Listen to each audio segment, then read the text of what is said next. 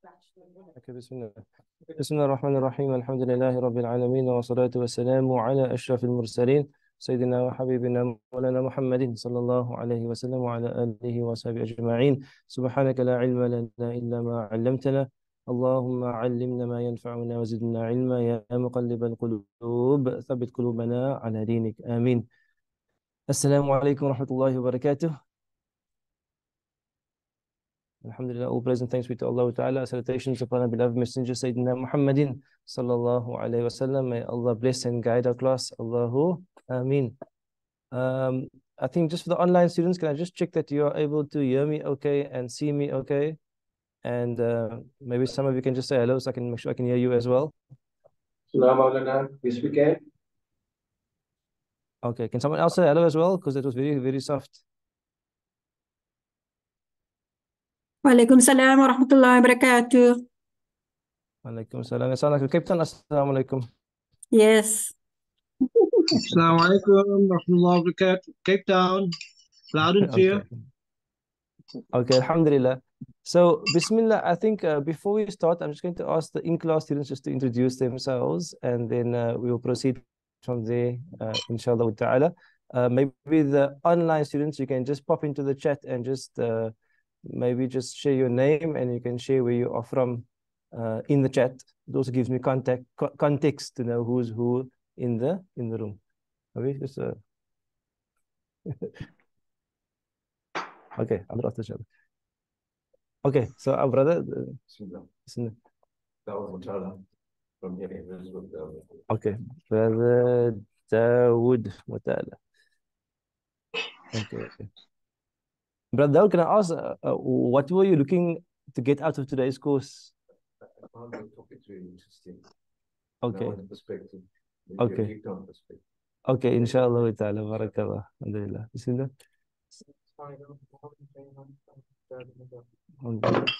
And any expectations for the course? Just to learn something and benefit from it. Alhamdulillah, barakallah. Mariam, they slow down actually. Okay, mashallah. We would already expect many, many months ago. So grateful to be here. Alhamdulillah, barakallah. Online students, can I ask, in your view, are there any specific expectations that you are looking for to get out of this course? Any like specific questions or things that you want from this course?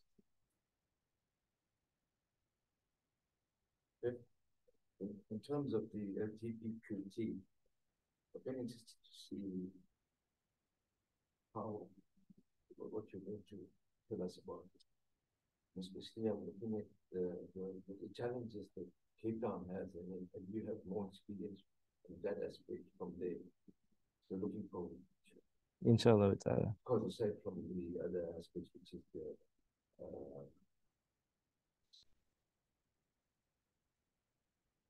what were the other two things I will go down small? Okay, we'll come to it, inshallah. Yeah. Inshallah. Okay, back to the online students. I'd like to hear from you. Are there any specific expectations from the online students in terms of, are there any questions you're looking at getting answered? Any specific expectations?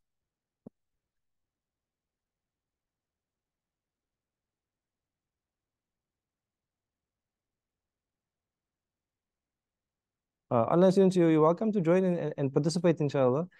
I can't lecture for 3 hours, so you must come. You must talk to me as well. Let me ask someone specifically. Sister Mariam, do you mind if I ask you any expectations for this course or any questions?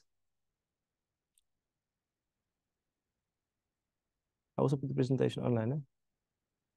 Oh, sorry. Oh, you're on Zoom as well. Okay. Okay.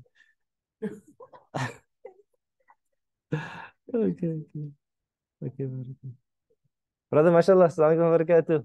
What's the name, brother? Muhammad Faisal. Mashallah, Muhammad Faisal. We're asking Muhammad, any expectations for the course or any specific questions or the reason you were interested in joining? .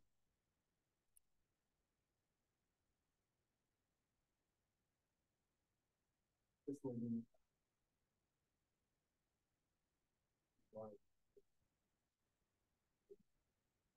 and our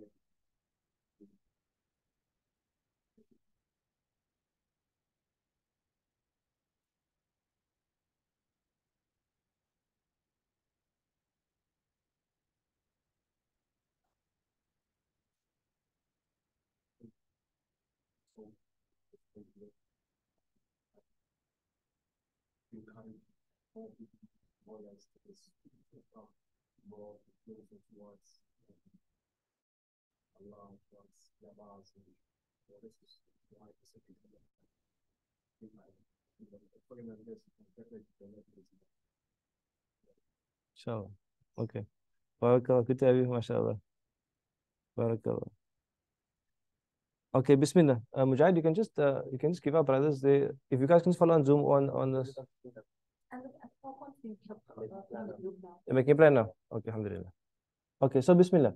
So Bismillah ar-Rahman ar-Rahim. I think just a bit for the students who maybe are new to Mizan Institute.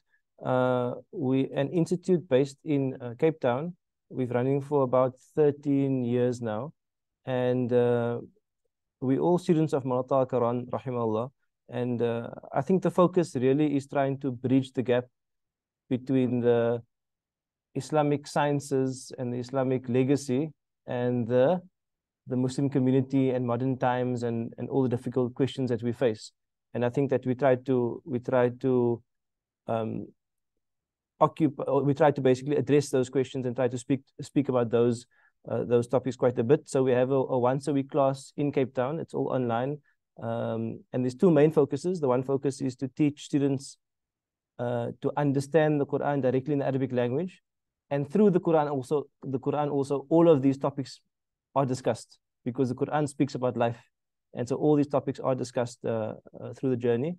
And then we also have lots of short courses on fiqh and aqidah and courses like this that we run. And that's basically Mizan Institute. And alhamdulillah, we also hosted by Ilm SA as a co-host. And they will be having a female workshop tomorrow, inshallah. It will be live on Hilal TV from 9 till 6. So you are welcome to also join them, inshallah wa ta'ala. So they're also a co-host of the program with Sister Fatima, alhamdulillah. So Bismillah, I think let's start. And I think I want to start at what the Prophet ﷺ said about our times. So what did the Prophet ﷺ said about our times? And then this presentation is also available on the WhatsApp group. So you'll get all the copies, but you're welcome to make additional notes on the presentation. So Bismillah. So in a hadith, the Prophet ﷺ says, "Yushikul umamu an tada'a alaykum." Soon, the nations, not the Muslim nations, the other nations, they will invite each other, alaykum, upon you, the Muslim nation. كما تداعى الأكلة إلى قصعتها. Like an animal of prey is inviting other people to its meal. So the Prophet ﷺ is saying there will come a time where the other nations will invite each other to basically feast on the Muslims, consume the Muslims. And for me, the first part of this hadith is like a manifestation of what's happening at the moment in Gaza, is that there are a number of nations supporting basically the destruction of the people of Gaza. And then the Sahabi said something. He said, قَالَ قَائِلٌ وَمِنْ قِلَّةٍ نَحْنُ يَوْمَئِذٍ. Is it because we're going to be so few Muslims at that time that they're able to come and consume us and feast on us? قال, then he sallallahu alayhi wasallam says, بَلْ أَنْتُمْ يَوْمَئِذٍ كَثِيرٌ. Rather, on that day, you'll be kathir, you'll be many. وَلَكِنَّكُمْ غُثَاءٌ كَغُثَاءِ السَّيْلِ. But you're going to be like the froth and the white foam of the sea. Like when the waves break, you have a little bit of foam. So you're going to be kathir, you're going to be in our billions now. But you're going to be like the white froth of the sea. لَيَنْزَعَنَّ اللَّهُ مِنْ صُدُورِ عَدُوِّكُمُ الْمَهَابَةَ مِنْكُمْ. Allah will remove from the hearts of your enemy any fear of you. Your enemy, the enemies of Islam, will have no fear of the Muslims, even though they will be abundant. And I think for me, we've reached such a low point in the Ummah that in the lands of the Muslims, in the lands of Umar, our brothers and sisters and our sons and daughters can be killed with impunity. And the Muslims, they're surrounded by Muslim countries, surrounded by their brothers and sisters, and they're just looking on. All of us are just looking on. And I think it's a serious low point for the Ummah, that we can just be so helpless. There's not even a finger lifted. And all we are reduced to is beggars at the door of the oppressor, asking him to stop oppressing us. There's almost like no power for us to actually stop the oppression. We become beggars at the doors of the oppressors, protesting and marching, asking them to stop. And it's a good thing, obviously, we have to do it. We have to protest and march, but that's the state we're in. If we were in a proper state, we'd go and we'd remove the oppressor. We'd stop the oppression. That's how the Muslims should be. But we've come, we're so weak that this hadith is manifest now. And there's no fear of the oppressor. They have no fear that the Arab states or the Muslim states are going to come defend the Palestinians. There's absolutely zero fear. There's zero fear. Then the Prophet ﷺ says, لَيَقْذِفَنَّ اللَّهُ فِي قُلُوبِكُمُ الْوَهْنِ. Allah will cast into the hearts of the believers wahan. Wahan is like weakness. فَقَالَ قَائِلٌ يَا رَسُولَ اللَّهِ وَمَا الْوَهْنِ? What is this wahan, this weakness that the Muslims will have? And he sallallahu alayhi wa sallam says, قَالَ حُبُّ الدُّنْيَا وَكَرَاهِيَةُ الْمَوْتِ. Love and attachment to this world and dislike of death. The source of the weakness is that the believers are so attached to this world, so attached to materialism, so attached to entertainment, and so scared of death and meeting Allah Ta'ala, it will render them completely weak. So this is the state we find ourselves. So in this state here, what is the condition that the Prophet ﷺ is mentioning about the Muslims? What's the condition? What's the condition he's mentioning about the Muslims? What's he saying the problem is? Sallallahu Alaihi Wasallam. Okay, materialism, good. Materialism, is materialism a lack of faith? When I'm asking the questions, online students, you can either answer by unmuting, or you can answer by in the chat as well. But if you can participate with your voice as well, that will be good as well, inshallah. Okay. So the one thing is materialism lack of faith? Can you believe in Allah and be materialistic? Can you believe in Allah and be materialistic? Yes. So the point I want to make is that faith is one thing, and attachment to this world and materialism is a different thing. Okay, so you're with me. Just hold that thought. It's going to manifest now into the paradigm, inshallah. Okay, so that's going to be the first one. The second one, the second narration, is where the Prophet ﷺ says, "Satakunu fitnatun." There will be a fitna. A fitna is a trial, a test, a tribulation. يُصْبِحُ الرَّجُلُ فِيهَا مُؤْمِنًا. That yusbihu sabah, in the morning, a man will wake up, or a woman will wake up, mu'minan, as a believer. وَيُمْسِي كَافِرًا. And that person then will go to bed as a disbeliever.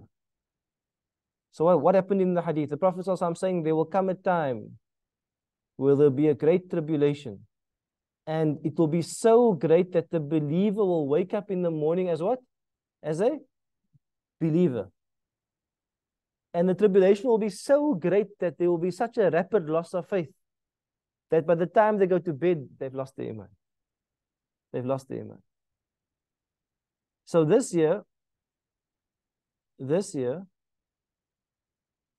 is also a commentary on the future.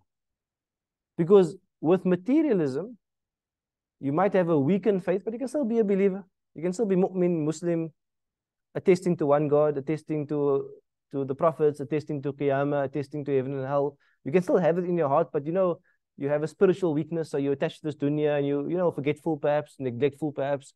But if I'm going to ask you, do you have iman? You say, yes, I believe. So it may not be like a perfect and complete iman, but might be some form of iman. So in this hadith, the Prophet ﷺ is saying that at the end of time or towards the end of time, even that iman will be removed. People will go to bed believers. They will believers their whole life, but in a rapid amount of time, they will lose their faith. They will lose their faith. I believe that we are entering this phase. I believe up until now, since the time of the Prophet ﷺ, until now, people generally didn't question iman. If you are over 50 or your parents' generation, 50 years ago, no one was questioning iman. People weren't perfect Muslims, but no one said, no Muslim in the Muslim society asked questions about, does Allah exist? Is the Quran real? Those weren't the questions.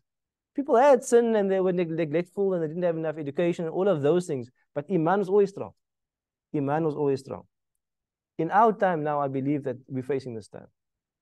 And I genuinely believe that we are on the brink of the loss of many, many Muslims. And if you want to see where we're going, you generally look towards those who are ahead of us in the trend. One of the countries ahead of us in the trend is the US. In the US, in the latest survey, 20% of those who are born Muslim no longer identify as Muslim. Is that a small number or a big number? 20% is huge. 20% is huge. I mean, 20%, I don't know how many Muslims there are. Say, for example, we are 2 million Muslims here.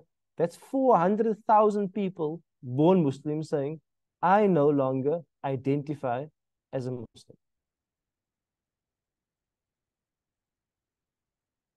And I think if we don't wake up, this is not going to happen. It's already happening. It's already happening because we get the cases. I get the call from the father that says, my child did Hafidh al-Quran, but now they're on some debating club and now they start to question their iman. It's not going to happen. It is happening already. It is happening every day. And we're seeing it. We see it firsthand. We speak to these individuals. So I think this, for me, is a crisis in the making. Because the world of the youth is a different world from the world of the old people. The older people don't question their iman. If you're over 50, 60, you don't really question your iman. If you're 15, 16, 17, early 20s, there are lots of questions you're asking yourself in the quiet moments. And if you're not in a good space, if you don't have good company, it's a small step for you to say, I was born Muslim, but I no longer identify as a Muslim. And we are not far away from that. It's happening and it will increase and will increase. It's like an inevitability because it's happening already in other spaces. Especially because our kids are entering into education systems that are fundamentally actually opposed to faith. Why we'll come to later, but they're fundamentally actually opposed to faith. Like the school system is fundamentally opposed to faith. Not in explicitly, we don't want you to be Muslim, but in the content of the teachings. In the content of the teachings, there's an opposition to faith. In the content of what you're watching on Netflix, there's an opposition to faith. You with me? There's an opposition to faith in everything. In our politics, there's an opposition to faith. And if you school more and more and more in this, and your home isn't strong, it's a short step for you to lose your iman. It's a very, very short step. Okay. So that is where we are at. And then there's an additional part of the narration where the Prophet ﷺ says, "Illa man ahyahu Allahu bi'ilmin." Illa means what? Except Man ahyahu Allahu, the one that Allah has ahya from the hayy, life. Allah has given him life, or he has given her life, bi'ilmin, with knowledge. With knowledge. That this is the only solution. That knowledge and truth is the only solution. Okay. So if you take the combination of those two ahadith, the first hadith spoke about love of this world, worldliness, materialism. The second hadith spoke about the loss of faith. The loss of faith. So what I want to come to is that Islam, let's start at the base level, is two things. Islam at the base level is two things. On the left, Islam is faith, iman. That you make shahada that there is one God, one Allah. You make shahada that you believe in his messengers and his angels and his books and the last day and the divine decree. You affirm inwardly. You may express it on your tongue, but you affirm faith inwardly. That's the first part. When the Quran speaks about it, it speaks about Inna alladhina amanu. Amanu. This is the first part. Then the other part of Islam is that you manifest this faith on your limbs. You manifest this faith on your limbs, whether it is in the form of shahada with your tongue, or salah with your limbs, or fasting with your being, or hajj, or paying zakah from your wealth, or living your life in the way you trade, in the way you marry, in the way you divorce, in the way you interact according to Islam. That's in the realm of action. So therefore we have Inna alladhina amanu wa amilu salihat. Always in the Quran you find this coupling, this pairing. Why? Because this is going to be the components of the believer.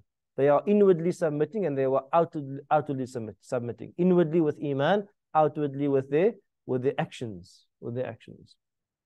And this you'll find in the hadith Jibreel, which I won't go into too much detail with, but you'll find this in the hadith Jibreel. And then you have, which I would consider to be a combination of those two, which would be, which we call ihsan.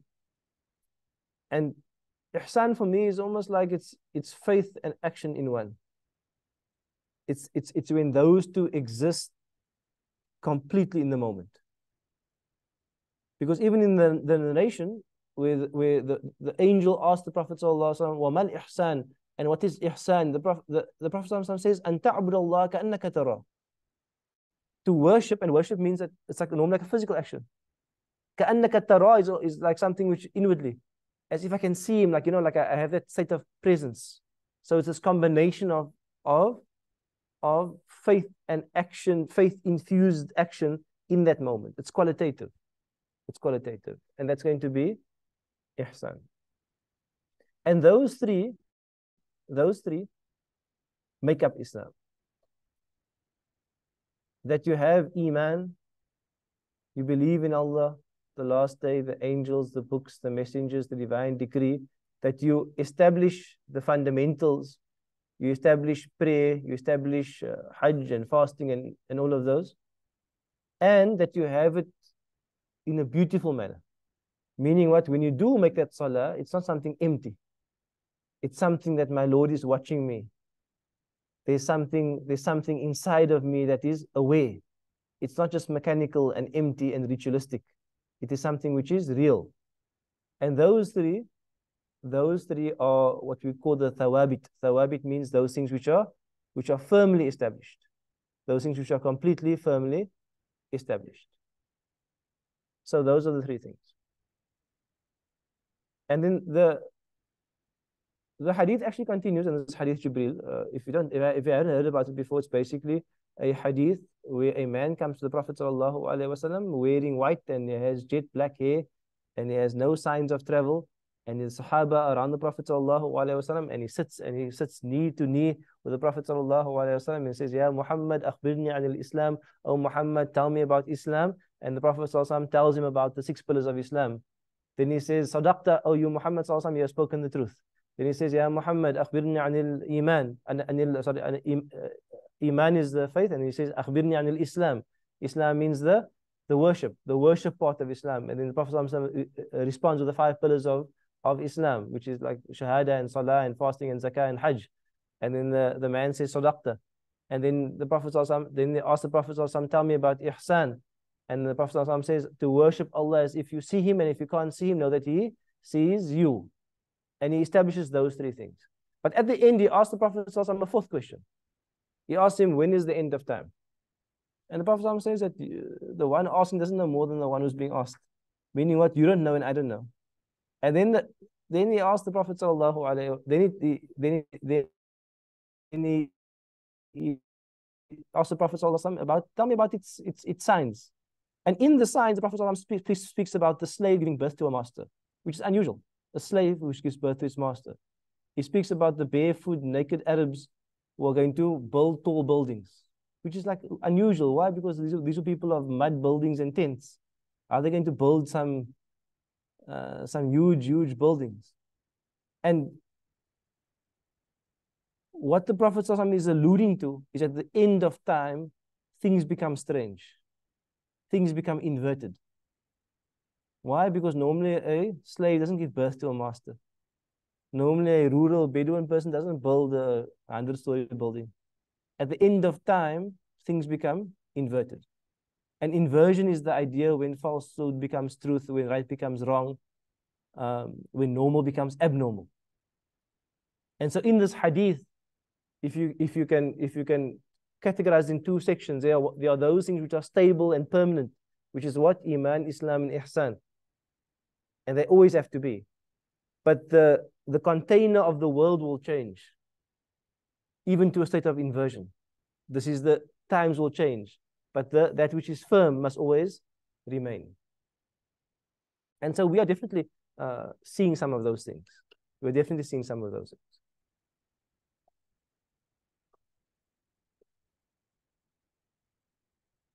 So what goes wrong with the model? What goes wrong? Where are the Muslims falling short? So I'm going to focus on the bottom 2, which is faith and action. When it comes to action, what's the issue? The Prophet ﷺ is saying, they will come and they will feast on the nations. The nations will feast on the Muslims. And you will be many Muslims, but you won't act. You with me? The Prophet ﷺ is not saying you don't believe. He's saying you Muslims, but you're not acting. And what is the reason for you not acting? It's because you are attached to this dunya. You with me? So that attachment we call shahawat. Shahawat is like low desire, worldly desire. That shahawat means that you don't act even though you believe. Shahawat is when you don't act even when you believe. And all of us suffer from this to some degree. All of us at points in our life, we know what the right thing is, we believe in the right thing, but we don't do it because of a weakness within ourselves. That weakness could be attachment to this dunya, that weakness could be love of this dunya, that weakness could be love of fame, love of leadership, it could be the ego, it could be many things. But this is in the realm of shahawat.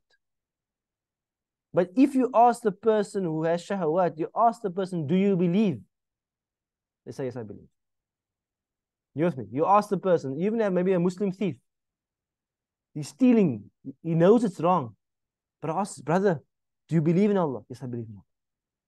You with me? The fact that he's stealing doesn't mean he doesn't believe in Allah with that. You with me?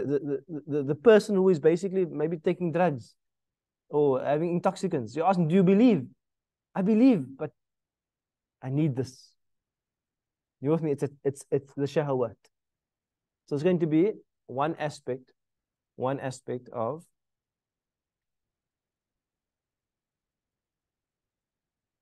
where things go wrong. And that aspect has always been there. And that aspect is something which is like a daily struggle for all of us.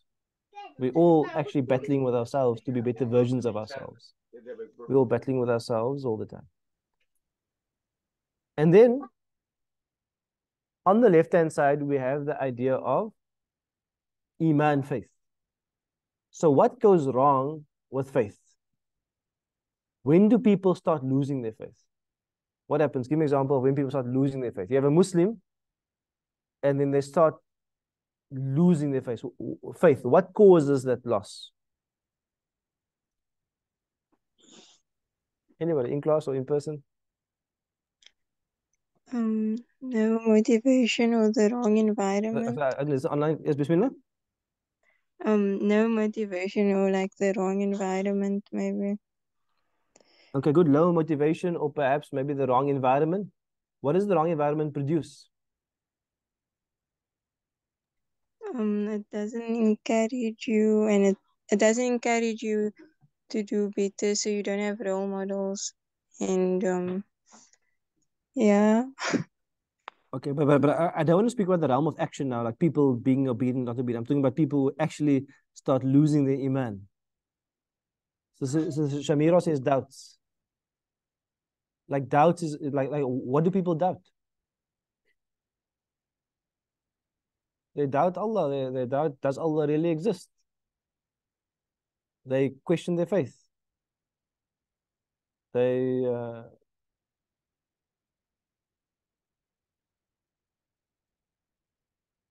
maybe experience a calamity in life. And how could Allah do this to me?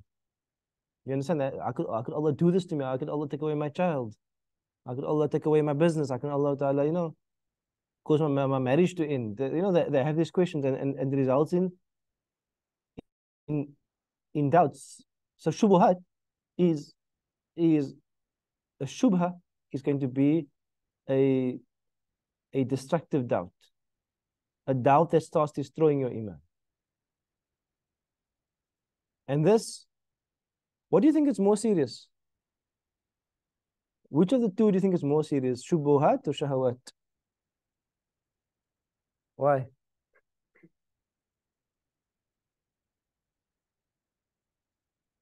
I agree with you, but why?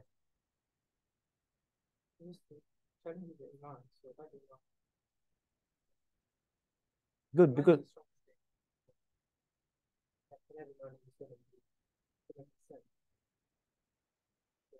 yes. So shubuhat is like once you lose your iman, you lose your way. But shahawat, you can always repent, you can reform, because your internal compass is still aligned to truth. Maybe the limbs falter, the limbs do the wrong thing, but the heart still believes. So when the heart believes, the heart can correct the limbs. The heart can correct the limbs. But when you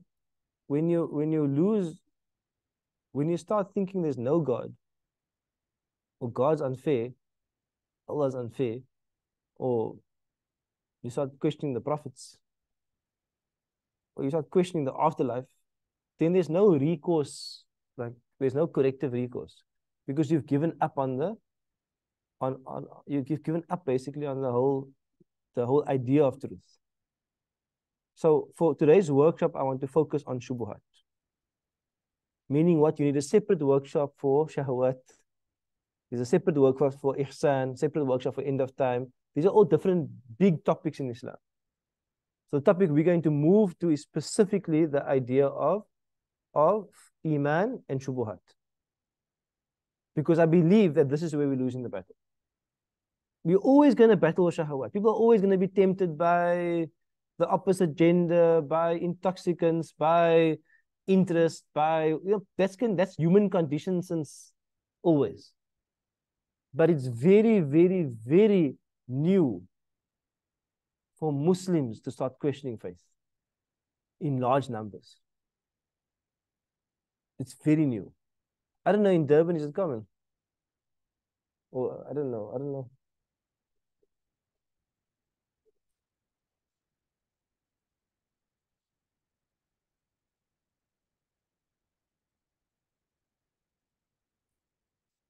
But there is a potential here then for once you can have doubts and those doubts are addressed collectively, the faith can be so much more powerful than so that question is like something we as parents go through between our friends and we discuss these kind of things quite often is if we insulate ourselves so much, then our faith is preserved, like the parties and all that.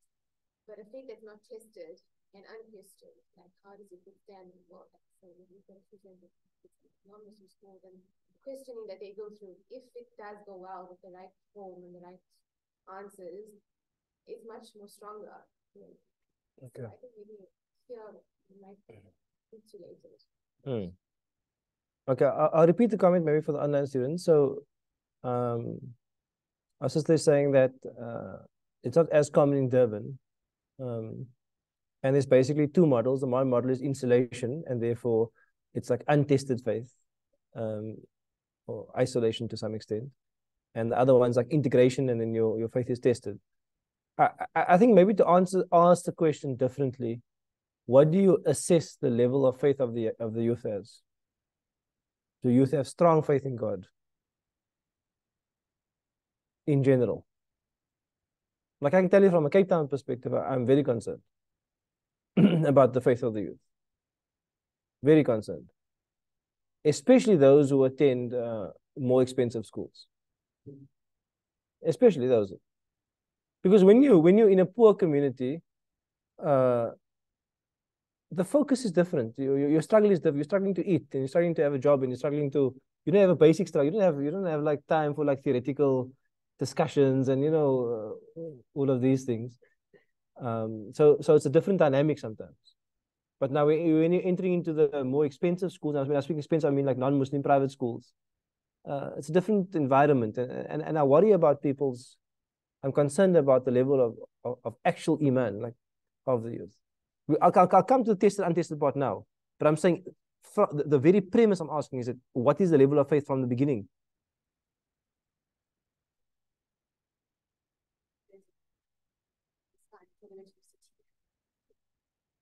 Then once they were at this institute, like all the clever people were not believing in God, and now it's, as you said, it's luxury of debating and intellectual gymnastics.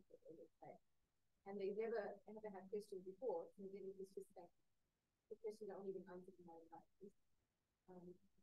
Yeah, level of faith. I think that was just this one is the same.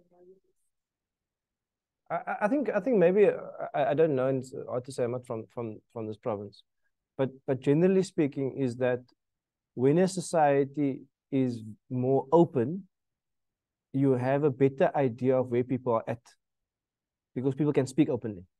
You with me? Where the society is open, people can speak openly, and you have a better idea of where they are at. Where society is maybe a bit more closed, where you can't speak freely, the problem can remain hidden. You with me? The problem can remain hidden until a time comes where someone can then be free. You with me? So I think that's also something to think about.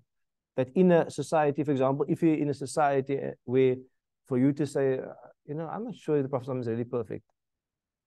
Like if you don't have space to say it, you might think it.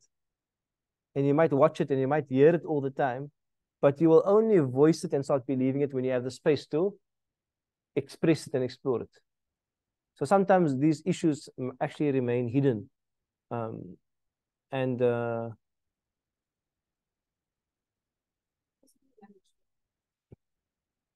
Yes. Yeah.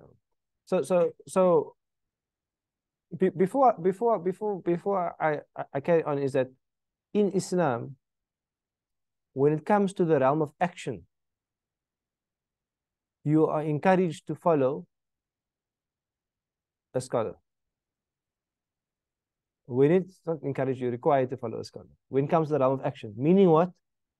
For example, maybe you live in Durban, then you are required to follow maybe the Hanafi madhab, because that's a group of scholars.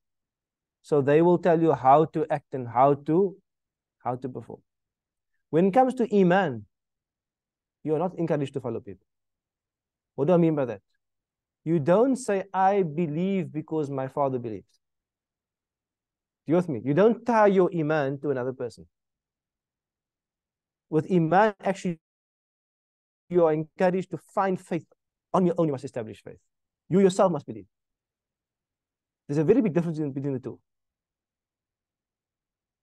Because when it comes to action, yes, we follow scholars and we get our guidelines from scholars, which is perfectly fine and acceptable and how it should be. But when it comes to iman, Iman can't just believe I'm a Muslim because I was born into a Muslim family. That's not actually true Iman. Because there's no solid foundation. Like, why do you believe? So just because you were born into a Muslim family, you believe? Do you really believe? Where I'm getting to is that in a society where the whole society believes and you're born into that society, then you don't think a lot about your Iman because it's taken for granted. You understand? So you don't think a lot about, but you do believe, but you don't give it a lot of thought. You know what I mean? In a society where there's such diversity and there's so many worldviews and so many things going on, you are going to have to at some point consciously affirm your Iman. Because you won't always be in a Muslim home in a Muslim society. One day you'll be free. You go live overseas. People are immigrating. You go live overseas. You'll live in a non-Muslim country. There's going to be no eyes on you. There's going to be no social pressure. You can do whatever you want. And if you haven't chosen Iman, then you will start shedding your Islam. So when it comes to Iman, in Arabic we say there shouldn't be taqleed in Iman. Taqleed means that you mustn't follow. You don't follow some. You must have Iman for yourself. Each child must choose Iman. And the parent's job is to rear that child to choose Iman. But in the end, one person cannot direct the Iman of someone else. Even the Prophet ﷺ cannot direct the Iman of someone else. He wanted to tell his uncle Abu Talib, just say Shahada on his deathbed, just say Shahada so I can have something on the day of Qiyamah. And he's the Prophet of Allah sallallahu alaihi wasallam. Meaning what? Iman is an individual choice. Iman is an individual choice. And I think that's for me is an important takeaway for today, is that every person must choose Iman. Every person must choose Iman. If you don't get to that, then the person's Iman's at risk. Because if your Iman is based on social conventions and relationships, what happens when they fall away? What happens when they fall away? What happens when the kid goes to university and sits on res or in digs or whatever the case is? What happens then? Because all the pressure's gone. This is for a point about tested and untested faith.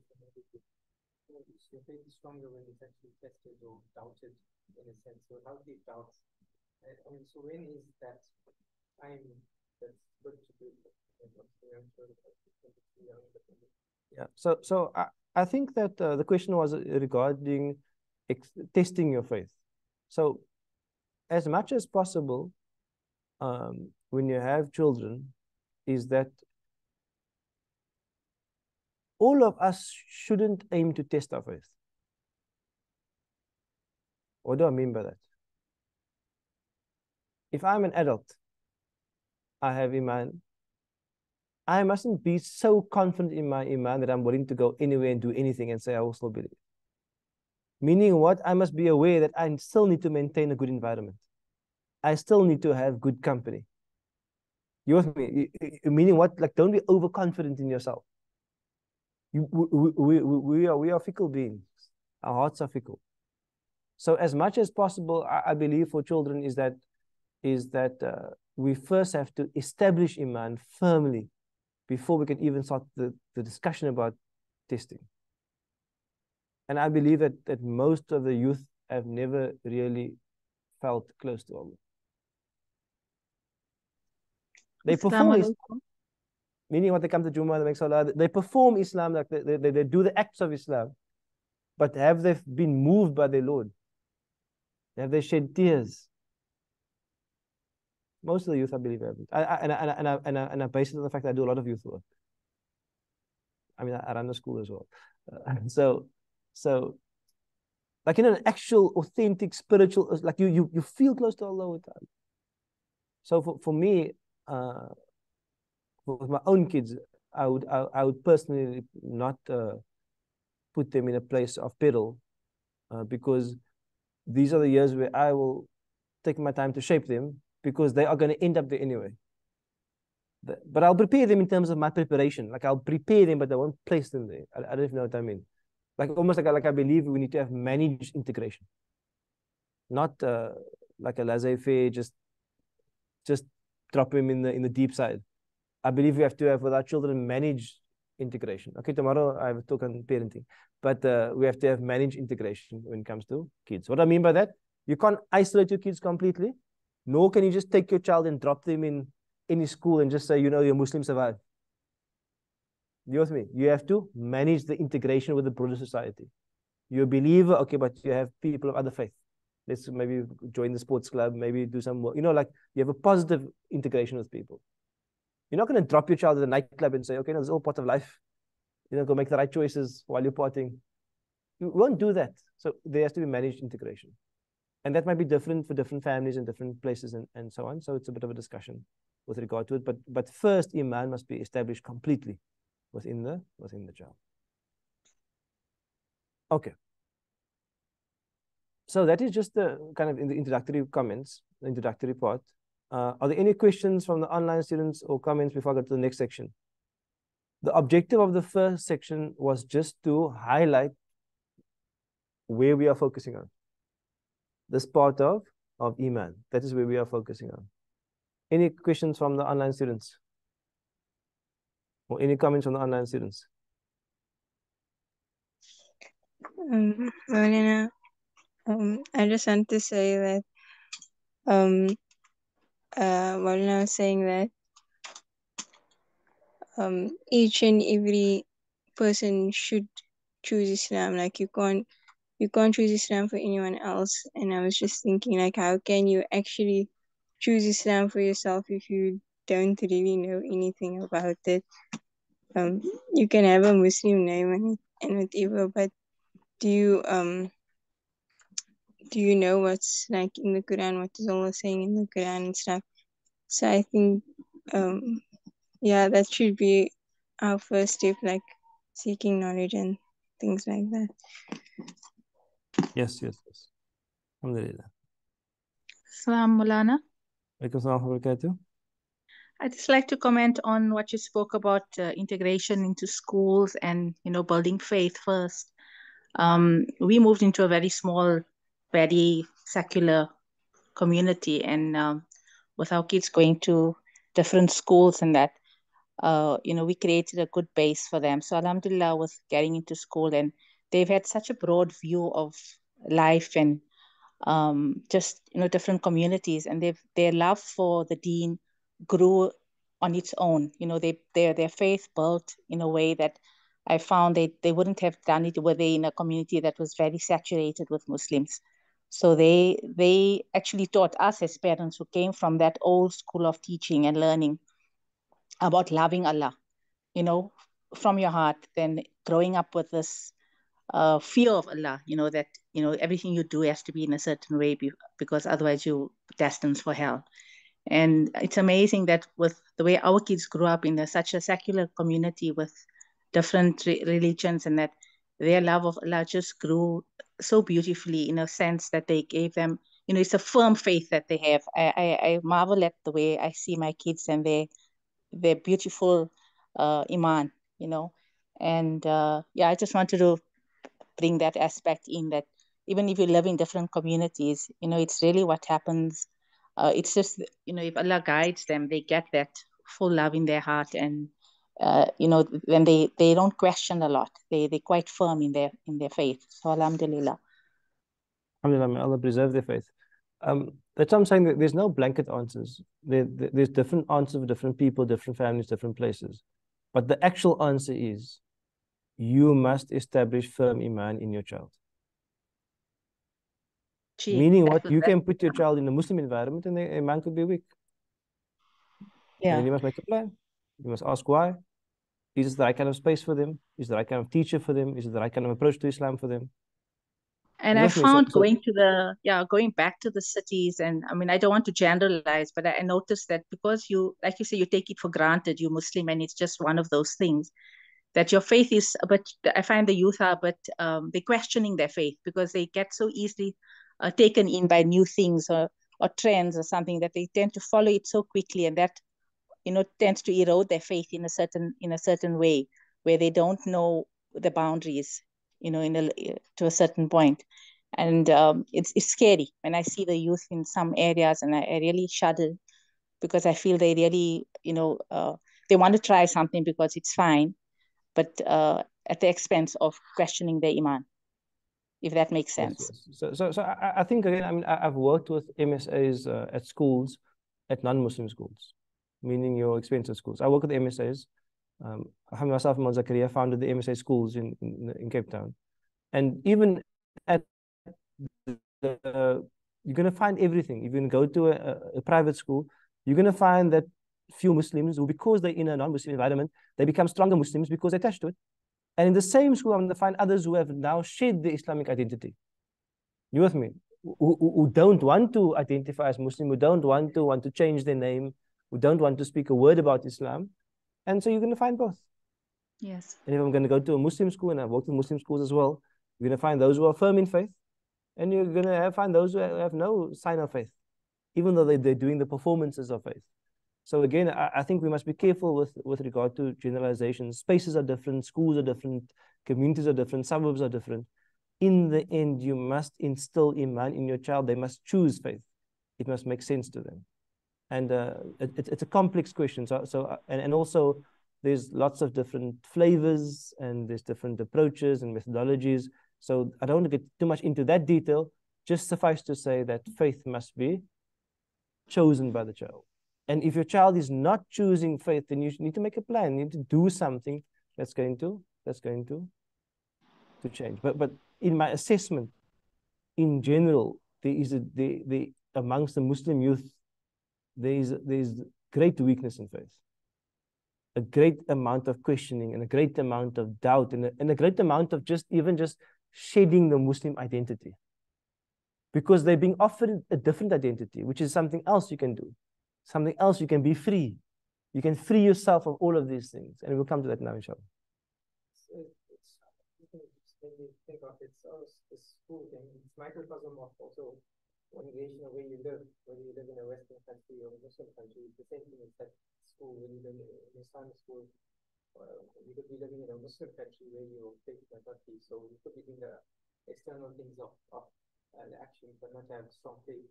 Or you could go immigrate to a non-Muslim Western country, and you could go both ways, as you said, in the school. So it's just like a sort of parallel.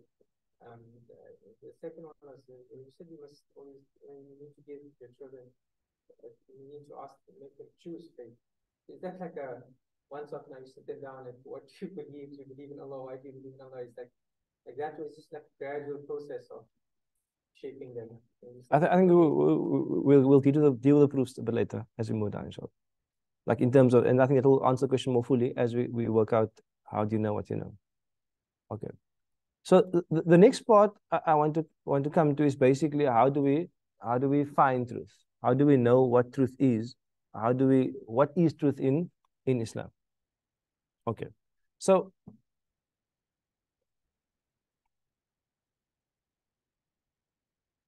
the question is, how do you know what you know? For example, here's on my desk, here's a pen. You can see the pen here. And if I say the pen is red, is the pen red? Is a red pen?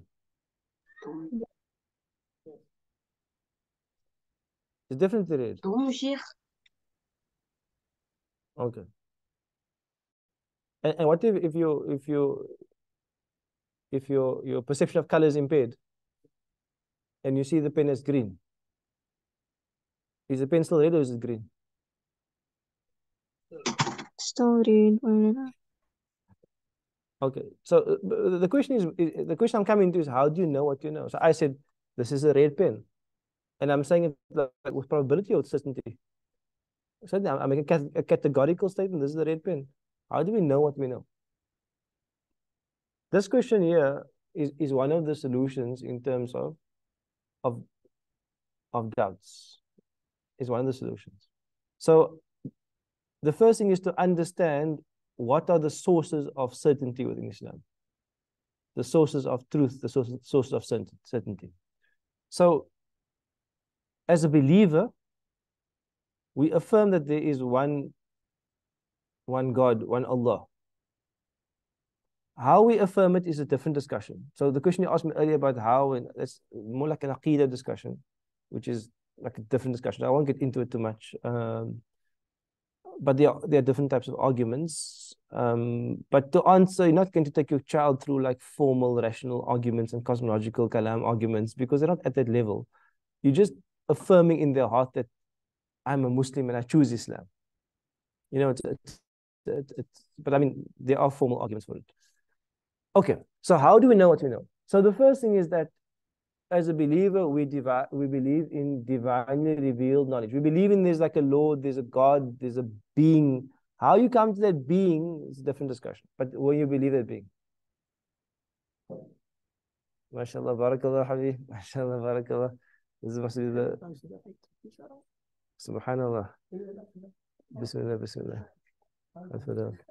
MashaAllah, I will serve a copy of Sheikh by Hafiz Fudail, MashaAllah. So, Bismillah.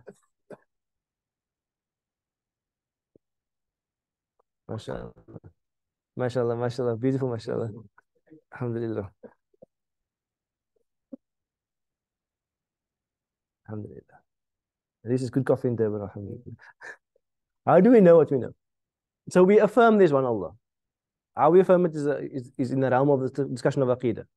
So that's a separate discussion, Aqidah and how you come to it. And there are a number of rational arguments which you study in the science of Kalam, which you come to the conclusion that there's one God. There's also the Fitra argument that we have natural disposition, and you can come to it through that basically. Those are going to be your, and there's also like a textual argument, but textual argument's a bit circular because you're trying to affirm the source of the text, and so there's a bit of discussion around that. But there's Kalam arguments around it. But let's come to the point now, because I'm speaking to an audience who is Muslim, who already affirms there's one God. We affirm it as Muslims. Now that divine being sent down two things. He sent down a book or books, but for Muslims the book, the Quran, and he sent down messengers, but for Muslims our main messenger is Prophet Muhammad sallallahu alaihi wasallam. So those are the two things.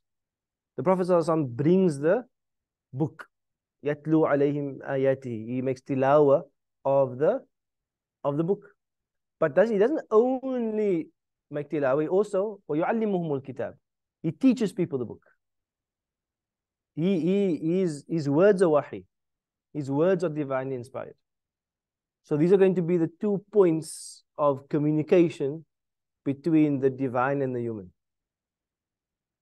The divine and the human. Is that the divine sends a book, which is his words, which communicates to us. And he sends a messenger, which is his explainer of the book, his carrier of the book, his role model of the book, his manifestation of the book. Kana khuluqul Quran. That is, khuluq is the Quran. Okay. And I think just on a side note, within Muslim academics at universities, especially Western universities, there's an attempt to separate the Prophet ﷺ from the book. There's a great attempt to cast doubt and aspersions on hadith, but it's a different discussion altogether. I'm just saying it's problematic for a number of reasons. But the Prophet ﷺ is the lens of the Quran. He is the lens of the Quran. Like if you ask me, through what lens do I read the Quran? I read the lens, the prophetic, through the Prophet's lens. How do I know his lens? I know him. I know how he lived. I know what he said. I know how he acted. I know what he said about the verses. You with me? That's his role, sallallahu alayhi wa sallam. He's there to teach you. He is the lens of the Quran. So I can't come to a verse and say, I understand this way, but the Prophet understands a different way. You understand? That's going to be problematic. No. Then hadith comes to us, down to us, via transmission. Hadith comes to us via transmission. It can come down to us via mass transmission, Mass transmission means a lot of people heard it. Maybe on the Hajj of the Prophet, maybe like 10,000 people heard it, and then 10,000 people, like mass transmission. Like, for example, okay, leave the example now, mass transmission. Or it could be through solitary transmission. You call it ahad, meaning what? 1 chain, 2 chain, 3 chains, limited chains. Those are the two categories of transmission. They're either mutawatir, which is mass transmission, or they ahad, which is limited transmission. If it is not mass transmission, but limited transmission, it results in probable knowledge, not definite knowledge. Remember, something which is 99% certain is still probable. You with me? It's not definite. Okay, that's a lot to digest, and I'm not going to get more into that because that's also a separate course on hadith studies and how that works. Okay, then you have the Quran, which is entirely transmitted by mass transmission. The Quran is completely by mass transmission, meaning what? Every Sahaba says, Qul huwallahu ahad. You with me? Every Sahaba, whether in Basra, whether in Egypt, whether in Kufa, whether in Medina, they say the same words verbatim because they all heard the same words from the Prophet ﷺ en masse in their hundreds and thousands, and they memorized and they wrote it down and they transmitted it, and comes to so many chains of transmission, it produces absolute definite knowledge. So when you open the book of Allah Ta'ala, there is empirical evidence that those are the words of the Prophet ﷺ that you can believe empirically even if you don't believe in Allah. Because that's what Orientalists do. That's what Orientalists do. They will believe that the Quran is the book of the Prophet, but they won't believe the Prophet got revelation. No. There's a lot of concepts in a short amount of time. But each of these concepts have long discussions behind them, but just come to the conclusion that the Quran produces definite knowledge. So what am I discussing? How do you know what you know? If you're a Muslim, you believe in Allah. Why do you believe in Allah? Aqidah discussion. When you believe in Allah, you believe in divine books, you believe in divine messengers. You believe in angels. And then if you're a Muslim, you say, my book is the Quran, and my Prophet is Sayyidina Muhammad Sallallahu Alaihi Wasallam. I affirm all the rest, but I don't follow their law. No one says I'm on the madhab of Nabi Dawood. You with me? Because their Sharia doesn't apply to us. Our Sharia is the Sharia of Sayyidina Muhammad Sallallahu Alaihi Wasallam, but their truth and the truth of Sayyidina Muhammad is one. Meaning what? Each Prophet came with the truth. Remember the two blocks? A faith and iman, and a action. Each Prophet comes with the same truth. Why? Because truth can't change. Truth is immutable, unchangeable. There's one Allah. He is the creator. We're all going to go back to him. Whether you're saying that in the time of Nabi Dawood, you're saying that in the time of President Muhammad, it's the same truth. But what can change is action. They can fast differently. They can pray differently. They can give charity differently. That can change. So we follow the prophets because they all have the same truth. But we follow the Sharia of Sayyidina Muhammad Sallallahu Alaihi Wasallam. You with me? So for us, there's no unclarity. It's all clear. Why there's so many religions?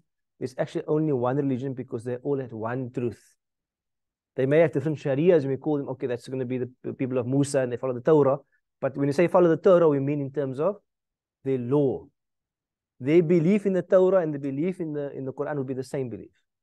Because it's the same thing. It's the same about creation, about where you're going to end up and all of those things. It's all going to be the same.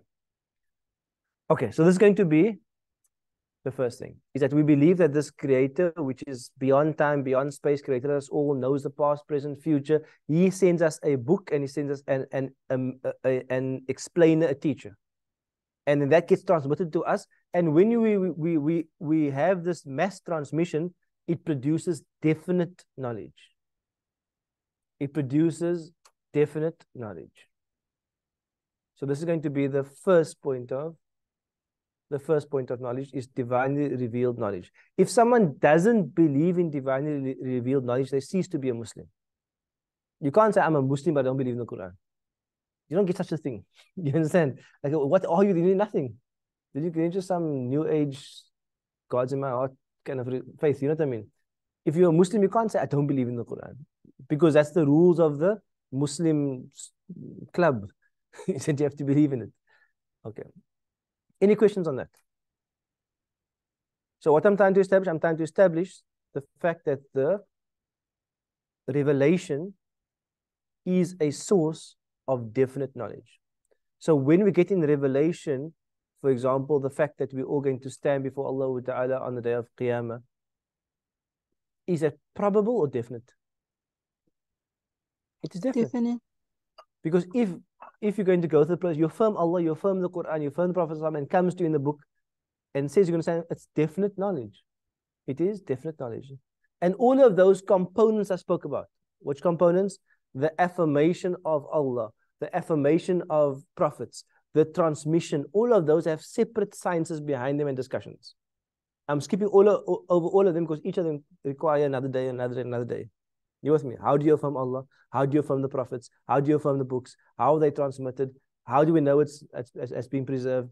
All of those are all already discussed, and those are separate workshops, discussions. So I'm skipping all of that, all of that to come to the conclusion. Are you with me? Okay.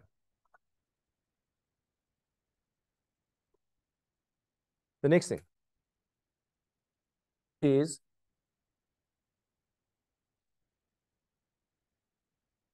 I asked you if the pen is red. Is the pen really red? Definitely. Yes. So you seeing this pen as red produces definite knowledge. Okay. Now, for example, if I'm going to release a pen, what's going to happen to it? Who of you think it's going to go up? Not me. So it's going to fall.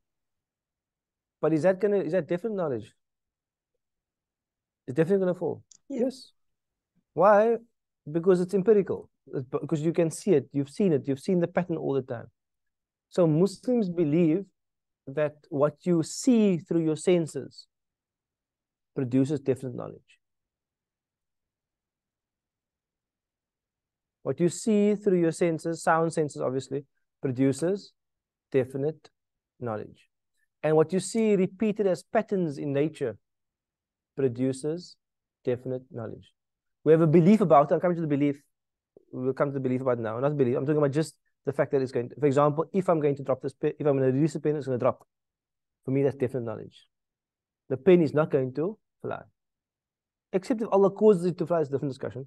But the pen is not going to fly. It's not going to fly. So Muslims regard a certain category of science as definite. Undoubted definite. If you didn't do that, how would you read Quran?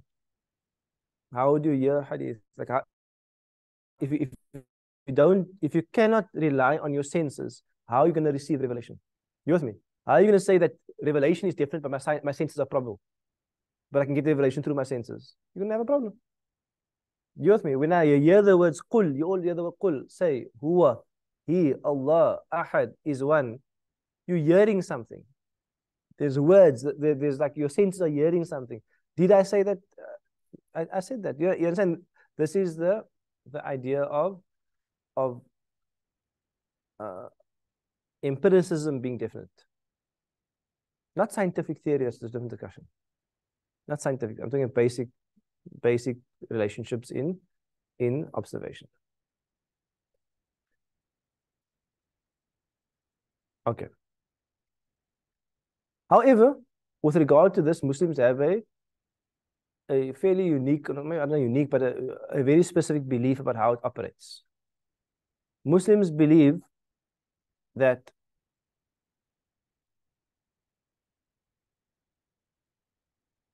there are causes and there are effects. I release a pen, it drops. I light a fire. If I light a fire, it causes heat. What's the cause? The fire exists. What's the effect? Heat comes out. So Muslims believe that Allah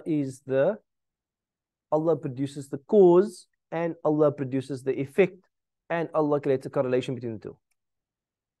We don't actually believe that the cause causes the effect on its own. You with me? So let's go to a simple example, the classic example of the fire. Allah is the one that enabled the fire to burn. Cause. Allah is the one that creates the heat. effect. Allah is the one that establishes a correlation between fire burning and heat. And Allah is the one who can remove the correlation. You with me? Allah can simply say to the fire, Kuni bardan wa salam, as Allah says in the Quran. Become cool and peaceful ala Ibrahim upon Ibrahim. You with me? Why? Because we don't believe actually that the fire causes the heat. We believe Allah causes the fire, Allah causes the heat, Allah causes correlation, and the correlation generally always remains because we can't live in a world of chaos. But Allah can come and Allah can remove the correlation, and that's called a miracle. You with me?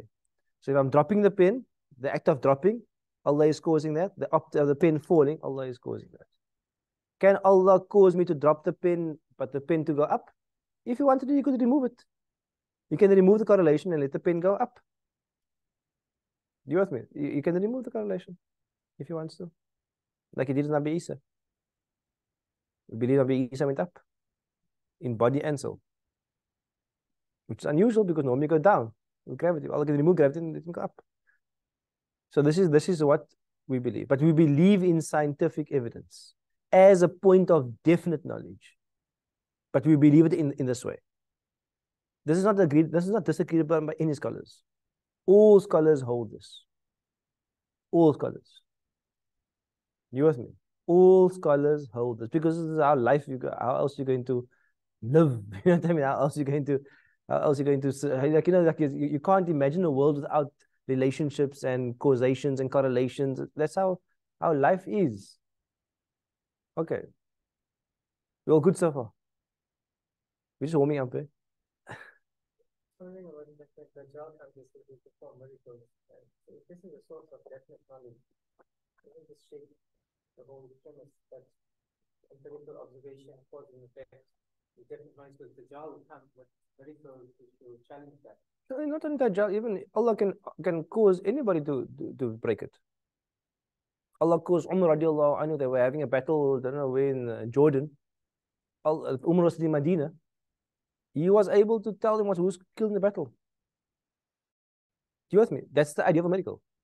That's the idea of a miracle. Like a miracle we're not cut off from miracles. You understand? But the fact is that when the miracle happens, we recognize it as a break in the correlation which Allah allows to happen. You with me? And that could happen on the hands of someone evil or someone good. Because Allah could allow it. You know what I mean? Allah could allow it. And that's going to happen at the end of time. Many things are going to happen which are going to be strange. So the correlation will be broken. I don't know if I answer your question.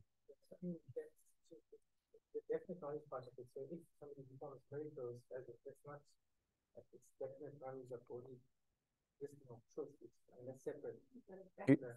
You see, the definite knowledge is that you definitely have a cause, you definitely have an effect, you definitely have a correlation, and the correlation definitely stays until Allah chooses to remove the correlation. That's how the whole logical sequence works. Yes, ma'am.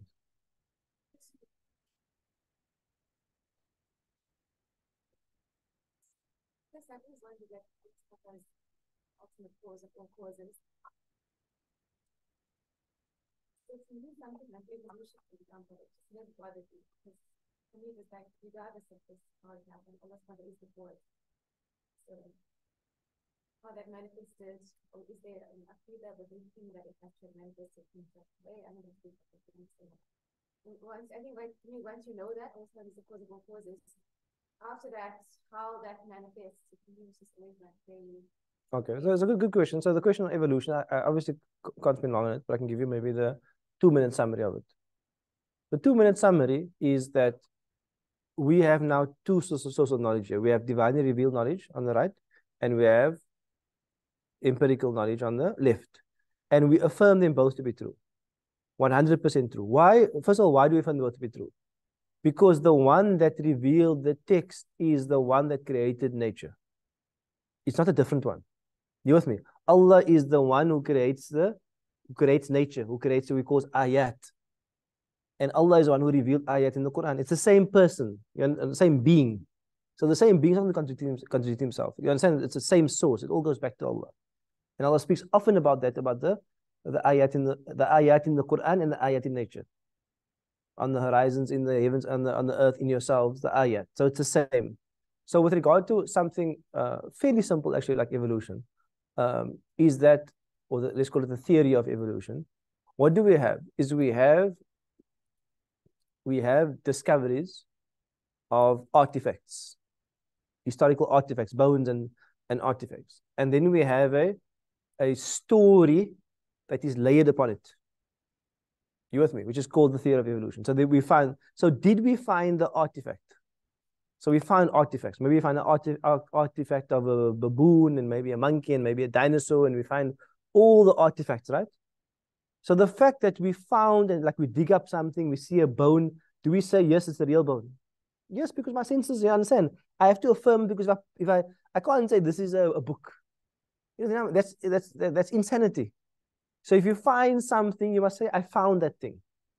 You with me? I found that thing. So you can affirm it with different knowledge. If they found those things, they found those things, found all of those things. Then what they layer upon it is a story. In science, you call it a theory. Our theory is different to probable. They're probably not different because there's a story they're making up about it. So that is something which is contestable. Even they themselves call it the theory of evolution. You with me? Once upon a time, there was a theory that the sun went around the earth. Many, many decades, centuries, that was a theory. Until later, it was changed. So the first thing I want to differentiate between empirical finding bones and studying them versus putting a theory on. Okay. Now, there are many theories. When you contrast the theory to revelation, you're going to end up in three positions. You with me? You find artifacts, or you find whatever, I'm not just any scientific thing. You come up with a theory. People even have obviously, like, we have germ theory and disease theory, like lots of theory. So then you compare the theory to revelation. You come with three positions. Either revelation affirms the theory. Either revelation affirms the theory. Maybe revelation speaks about buoyancy. And then maybe you explain how buoyancy works, or whatever the case is. Or gravity. Gravity is also like a mystery still. You understand? So revelation affirms the theory. Or revelation contradicts the theory. Meaning what? Revelation tells you the first human being is Adam. You with me? And you say, no, the first human being is some amoeba, single cell that crawled out and became a bird, and you know, whatever your story is. See, now you have a contradiction between your theory and revelation. Is your theory probable or definite? Probable. Is your revelation definite or probable? So definite trumps probable. So on that theory, you have to say, okay, no, yeah. You have a probable theory, I have different revelation, therefore my different revelation trumps your probable theory. And there's going to be a whole lot of theories where revelation is silent about. You with me? Maybe you ask, do aliens exist? I go to the Quran, do you see the ayah of aliens? Does the Quran say aliens exist or don't exist? It's silent about it. Does the Quran speak about life in outer space in the universe and the galaxies? Not explicitly. You understand? There's no explicit verse telling you that there's life on other planets. So when you have a theory, yes or no, it's a theory. And revelation is silent, so revelation will just say, that's in the domain of theory, just leave that. That's fine, let's just leave that. You with me? So with regard to the theory of evolution, it's, the simple answer is that we affirm Nabi Adam as the first human being because that is what Allah affirms. Is it possible that before Nabi Adam, there was a gorilla and a chimpanzee? Is it possible? Yes. Is it possible before Nabi Adam there were dinosaurs? Is it possible? Is it possible? Yes. Did the Quran say there's no dinosaurs existed? No, the Quran was silent about it. So if you find a bone and it looks like this and you make it and you call it the name, and you can say, okay, I found the bone, I made the name, and that's it. Are you with me? So it's very possible that we found bones before that were pre-Nabi Adam. What's far-fetched about that? Are you with me? It is possible for us to find bones in a range and carbon dating, whatever the case is, but we are going to affirm that Nabi Adam is the first human being. He doesn't come from a monkey or he comes from Allah. Allah tells you He created him from clay and He fashioned him and He blew into him a ruh. And that's going to be our point of definite knowledge. So we're going to stick to that But if someone says, oh, but what about the bones I found before then? I don't have a problem if you found bones before then. Why must I have a problem with that? But I have a problem with you overlaying a theory that contradicts my definite source of knowledge. Yes. So I don't know, that's a long discussion, but that's the summary of it. It's like a middle position. Why is the middle position? Because I'm saying there's space for science to have its theories. And that's how it's always been. There's space for science to have its theories, and we will allow science to have its theories until such a point where it contradicts explicit revelation. Then we will say on that particular point, no, Nabi Adam didn't come from a monkey. He was the first human being. Yes, but then science says, okay, but maybe they were like beings that were similar before him. That's fine. If there was being that had two hands and had two thumbs, that's okay. That's not a problem for us from an Aqidah point of view, because our belief is Nabi Adam is the first human being. And Allah doesn't speak about what comes before. Allah, the Quran is silent about it.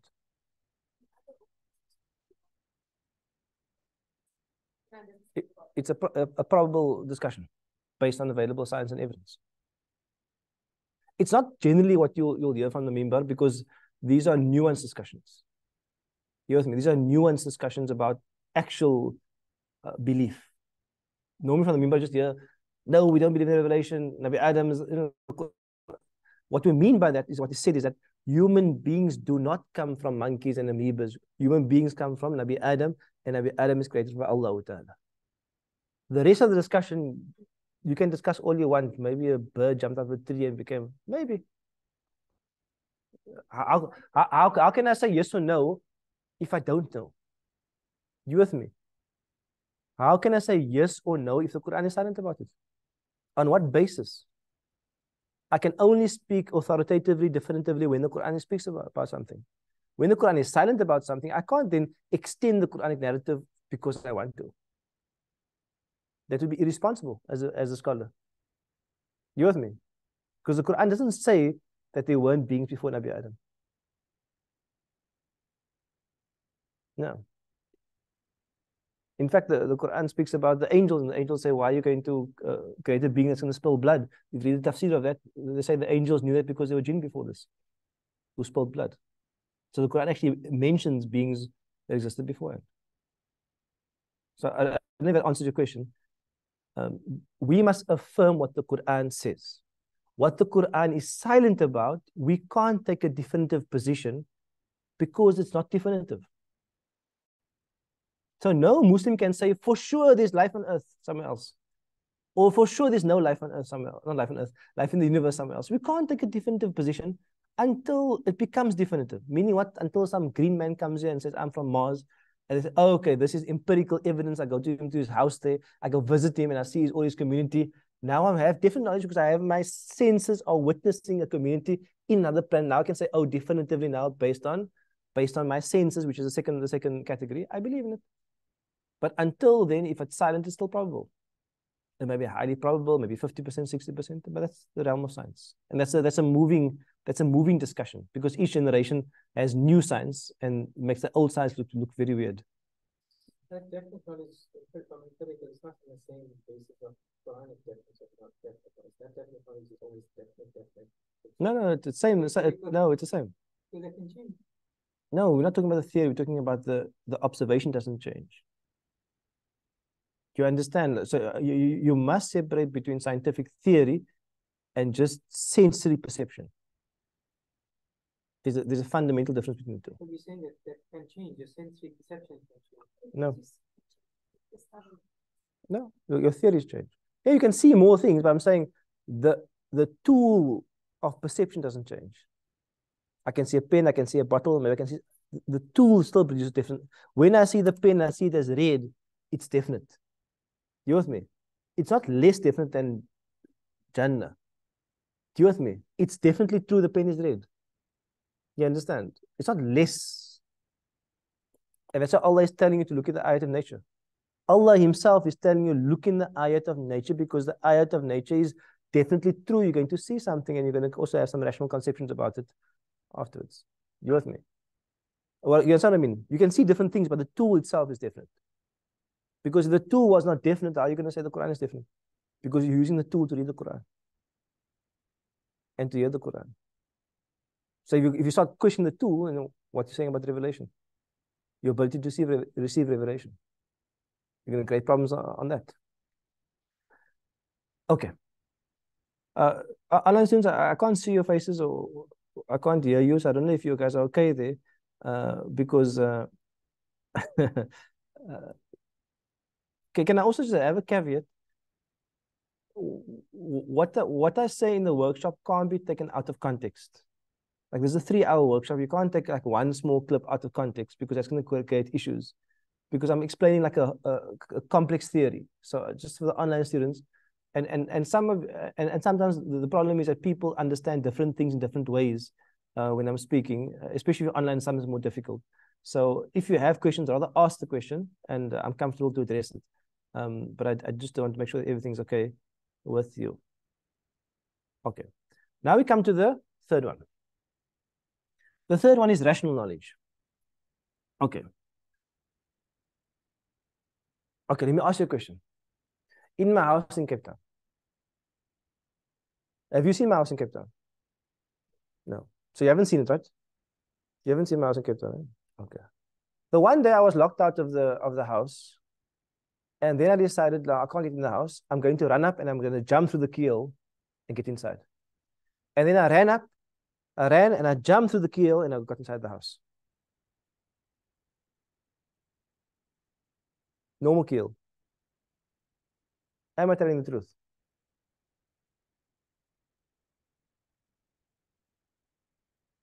Am I definitely not telling the truth? Or? Not telling the truth. Oh, you didn't see it? You said it's a normal. Did you see the ayah of it? Did you get the ayah of me jumping through the keel? No, there's no ayah about that. You didn't see it. So how are you coming to a definitive conclusion if you haven't got an ayah about it, divinely revealed knowledge? You haven't seen it, empirical evidence. How are you making a categorical statement that I didn't do it? I've seen normal keels and I've seen your size. Okay. And then, so? So you can't put to a normal keel. Okay.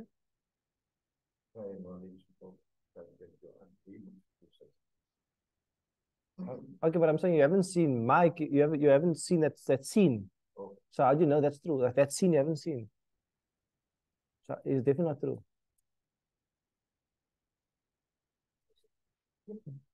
So it's definitely not true. Why? Because it's a rational conception. Okay. And then I jumped in the keel and then I went to sit on my couch. My couch doesn't occupy time or space.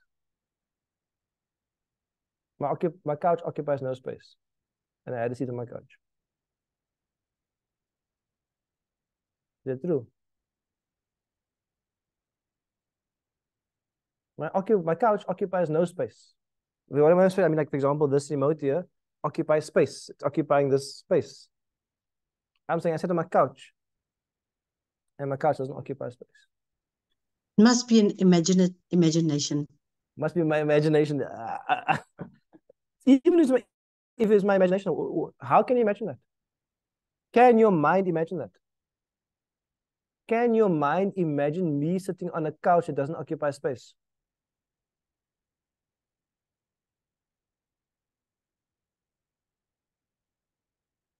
I'm not saying I'm sitting on nothing. I'm saying I'm sitting on my couch that doesn't occupy space. Can your mind imagine it? The mind can imagine it. Eh? The mind can imagine it. Mind can, so Auntie Bismillah, tell me, Auntie Mahmouda, what are you imagining, Auntie? Hear this. Yeah, Sheikh, the mind can imagine things that is not real. Auntie Mahmouda, I want to hear what you imagine when I say I sat on my couch. I did sit on it. It exists, but doesn't occupy space. What picture does your mind form? Like you, it's something in the air. It's not on the floor. It must be in space. But it definitely, if Sheikh say it's not occupying space, then it must be the mind space that it's taking. No, I'm not imagining it. I'm saying I sat on it. You with me? It's not in the realm of thoughts, it's the realm of reality. Yes, Sheikh, I can't believe that, Sheikh. You can't, but you haven't been to my house. The who of you haven't seen my couch. You first didn't see my keel, now you didn't see my couch. But you denying this. Why are you denying it? It's It's unbelievable not for me. based on revelation. No. It's not based on empirical knowledge. Because it's based on a rational conception. What's welcome, mashallah. It's based on the rational conception. What's the rational conception? An object that by definition exists physically and has 3 dimensions. By definition, it does that. Can't exist without those dimensions.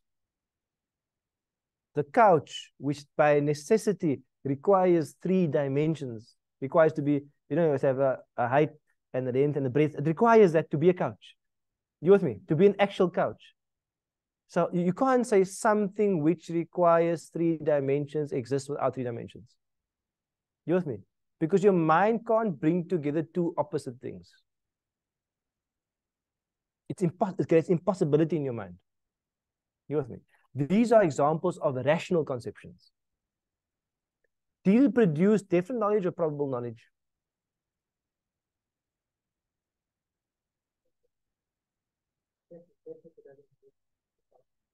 It definitely can't be true. What I said can't be true. You're making a statement saying what I'm talking is nonsense. I didn't jump through my keel. Even though you haven't seen my keel, I definitely didn't jump through my keel because a large body cannot go through, like normal speaking, a small body. A large body which is solid, obviously liquid is different, solid cannot go through a small opening. Like rationally, your mind can't conceive of that. Okay. And then, as I sat on my couch, it didn't occupy time or space. I watched my TV, and my TV had no beginning. It always existed.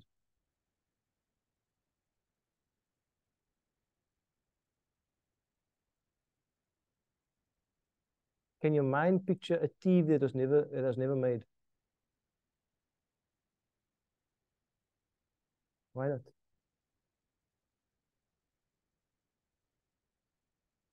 What's your mind telling you?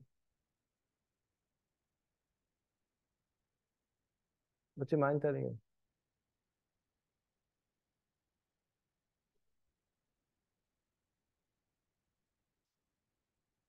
Your mind is telling you that the physical object must have a beginning. Something must produce a physical object. You can't say there's no beginning. You with me? Therefore, Allah tells you, look at the skies and look at the heavens and look at the trees and look at everything. Why? Because it must have some emanation. It can't just exist. You with me? Physical objects just don't exist like that. They need something to put it into existence, like a catalytic experience to put it into existence. Must have a creator. What's this? They must be created by. They must be created, and that's the whole point. How did you know that? It's a rational conception, because your mind struggles to think, how did it? Okay, I'll give you a simple example: chicken and egg. There's a question about what came first, chicken or the egg. Does your mind goes chicken, egg, chicken, egg, chicken, egg, chicken, egg, chicken, egg, chicken, egg, chicken, egg. Does your mind tell you at the beginning there must have been something? Or can we go chicken, egg, eternally backwards? Infinitely backwards? Are you with me? Can your mind keep going chicken, egg, chicken, egg? What does your mind tell you? No. There must have been something at the beginning. How do you know? You didn't see it. It's a rational conception. Because your mind cannot conceive of infinity in reverse. Okay. These are advanced, these are like advanced, like logical propositions and rational knowledge, but they are definite. Everything that you told me now is definite. I definitely did not jump through my keel. You're telling me I'm lying. You understand? I definitely did not sit in my couch that has no dimensions. I definitely did not watch my TV that has no beginning. How did you come to all of that? Through your rationality. Sound rationality produces definite knowledge. sound rationality produces definite knowledge. That's one of the ways you come to the fact that Allah exists. Because Allah tells you, look around. Where do you think this came from? Do you think it came from each other? Do you think it came from nothing? Where did it come from? Your mind cannot even conceive a phone coming from nothing. You understand? If your mind cannot conceive a phone because, okay, it's technical and, you know, it's designed. But what about nature? It's infinitely more complex than a phone. Do you with me? It's a rational conception. Okay. So I won't get to, and I'll just end with this, inshallah, because this is a whole long discussion in Kalam. But in the end, your mind comes to three rational conclusions.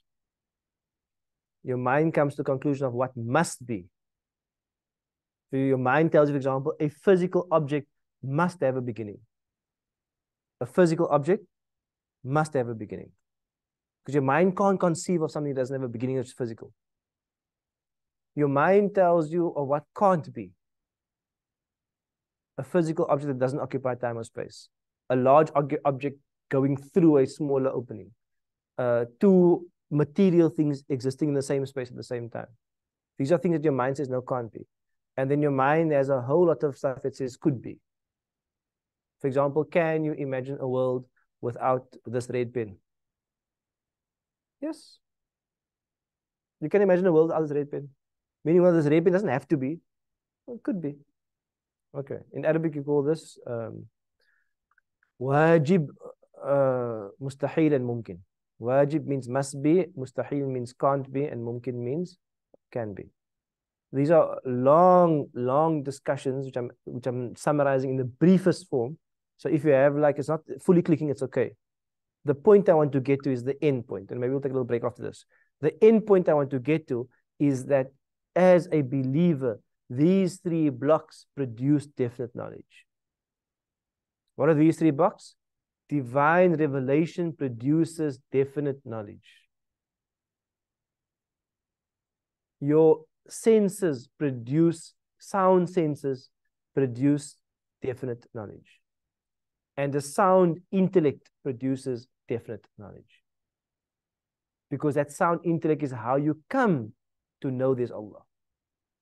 How else you can know there's Allah? You with me? You can't say, oh, but there's an ayah that says Allah exists. Oh, but we're saying, does Allah exist? We can't, oh, look at this book first, because they're going to win a circular argument. And that's how you produce definite knowledge. These are the three pillars of existence of the world. Yeah. For example, does your mind say that the world must exist? Or if Allah chose, you could have make it not exist? Like this object can and can't exist. So with the world, could Allah have chosen not to create the world? Could have. Could he have chosen to make the world differently, squares and people with 10 arms? Yes. You understand? So our existence here is not different. It's not necessary. The only necessity must be being actually is Allah. You with me? Actually, everything else is actually not must be. So those are all the Aqidah discussions that we have. Okay. In the next part, I'm going to show you how all three of these are destroyed in the modern world. All three of these pillars are removed.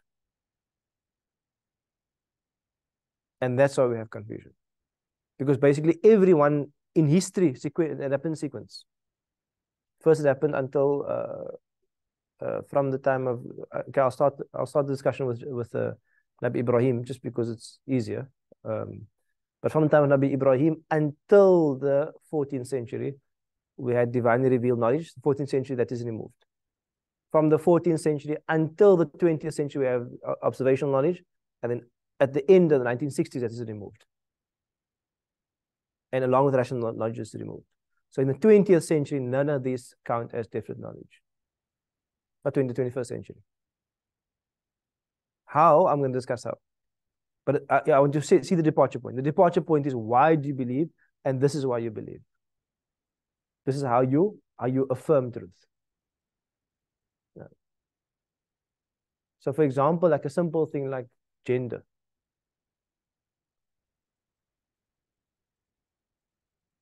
Where would I find gender in these 3 blocks? Okay, let's just say, let's say sex rather, because sex and gender is a long discussion.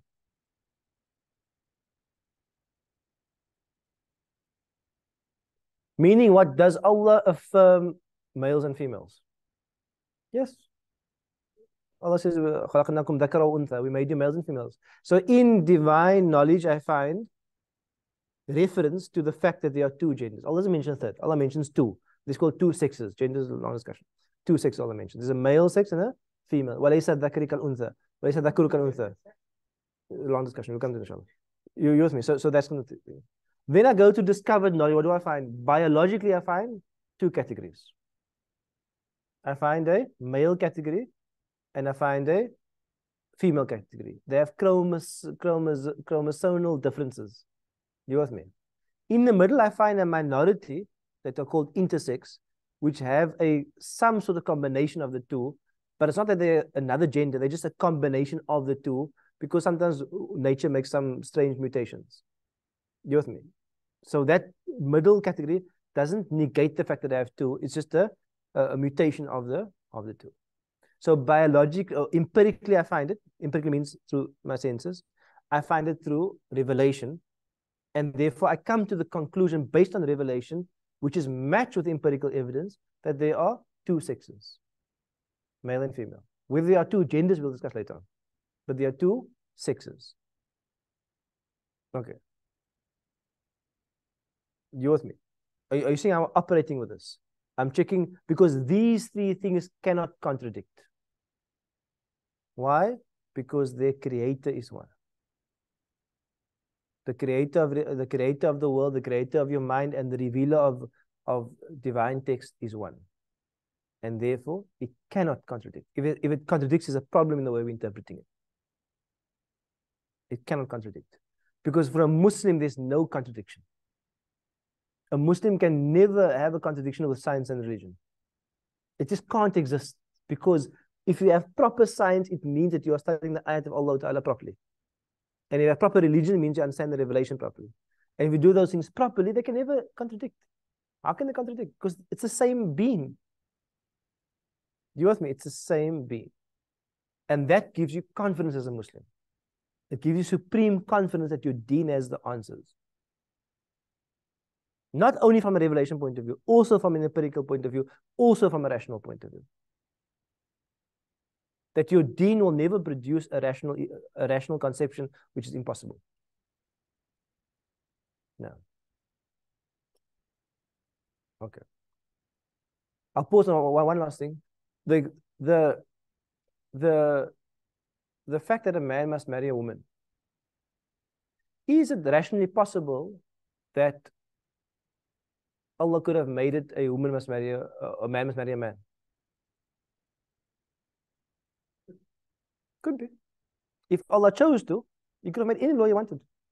You with me? If Allah chose to, He could have made any law He wanted. A man should marry a man. Allah could have even made any law He wanted to. You with me? Rationally speaking. Because He is the Rabb. And He controls His creation like He wills. You with me? So it's not a non-rational position. But where do I find the answer in this 3? In Revelation. Because Allah tells you, okay, I created you. You could have done things in a lot of different ways, but I am telling you to do it in this way. You with me? And therefore we come to the conclusion that the man must marry a woman based on revelation. And yes, we might look into empirical evidence, or we might look into that, and we might find some patterns in nature that this is how the survival of the species happens. And, we might have scientific arguments around that. That's fine. But those are going to be more as an assistance to it. Okay. So our next part is I'm going to do, how much time I have? I'm going to try to go through 3,000 years of history in a few minutes, inshallah, in our next part, because the history is important. The history is very, very important in understanding how we got here. Because when you're born into the 2000s or into the 1900s, you think the world was always like this. You with me? You think the world, like our youngsters grow up and they grow up with the internet. They think, of course, I can phone my friend, I can make a video call. They didn't realize once upon a time people had to send the Morse code and a telegram, and they can't conceive of that world. So what you need to do is you need to move out of the container of your time to the container of the entire world to see the big picture. So we'll take a 5-minute break, inshallah. Online since we're back at let's make it at about 12 minutes past, inshallah. We'll be back, inshallah ta'ala. So we'll take a little pause for the online students, inshallah, and for the in-class students. Barakallah. Let me just annotate that here.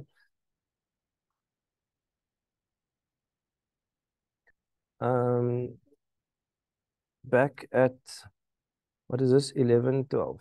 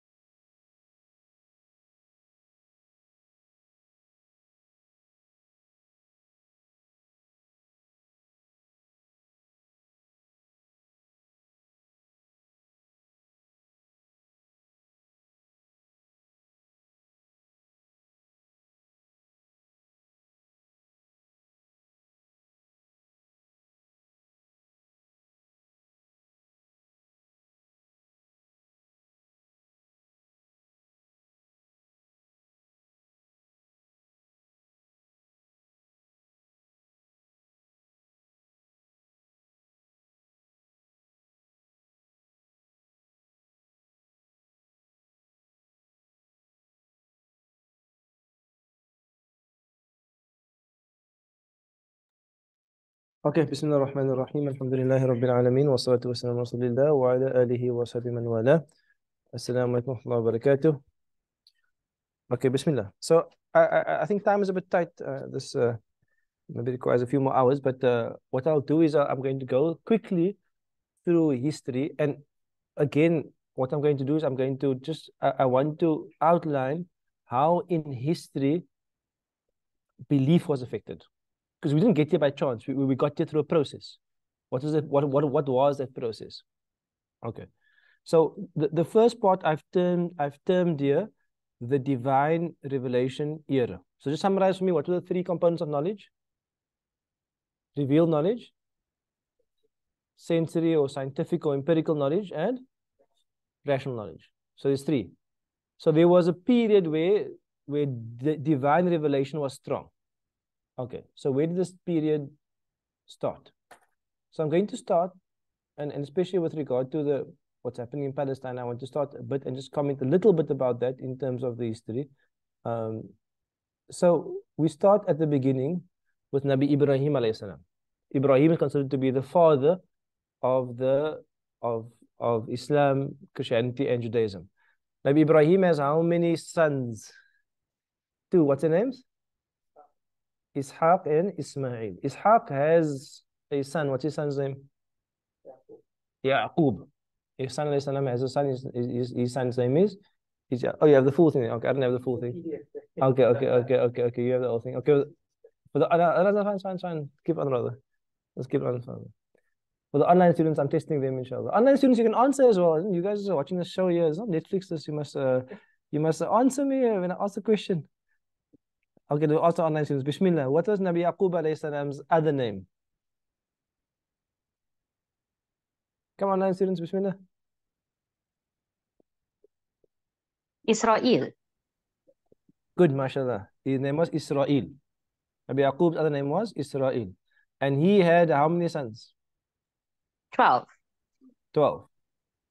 And they say in the scriptures he had one daughter also. He had 12 sons and he had one daughter.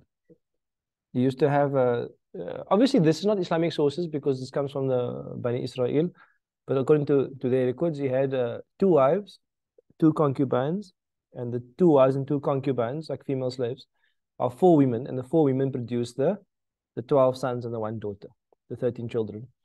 And of the 12 sons, who was the most famous son? Online students? Yusuf. Nabi Yusuf alayhi salam is the most famous son alayhi salam.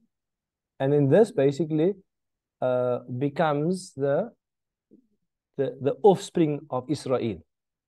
The offspring of Israel. So it's a prophet Ibrahim alayhi salam, to a prophet Ishaq alayhi salam, to a prophet Yaqub alayhi salam, to a prophet Yusuf alayhi salam, prophet after prophet after prophet after prophet. It is, can you see, divine revelation is present. Divine revelation is present at the core of Bani Israel. You all know the story of Nabi Yusuf alayhi salam. His brothers put him in a well and they take him all the way to Egypt, to Misr. And then he lives there and eventually they have a famine. Where do Nabi Yaqub lives? He lives in a place we call Canaan. Canaan is the ancient name for Palestine. Canaan, the ancient name for Palestine. But they have a drought there, so eventually what happens when Nabi Yusuf alayhi salam becomes the governor in Egypt, the whole family moves from Palestine into Egypt. According to the records, there were about 70 of them who came and who lived in Egypt. 70 of who? Nabi Yaqub and his sons and his grandchildren, they came. 70 of them came and they moved to Egypt.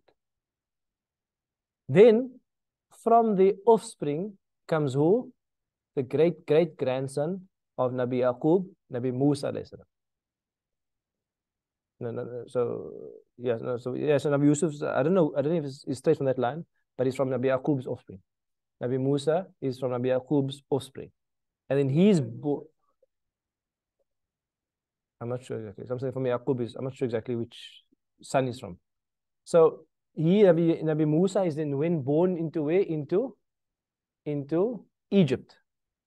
So eventually what happens is that even though Nabi Yusuf alayhi salam was the governor and they had a good status, over time they became a people who were oppressed, the Bani Israel. They were oppressed by Fir'aun.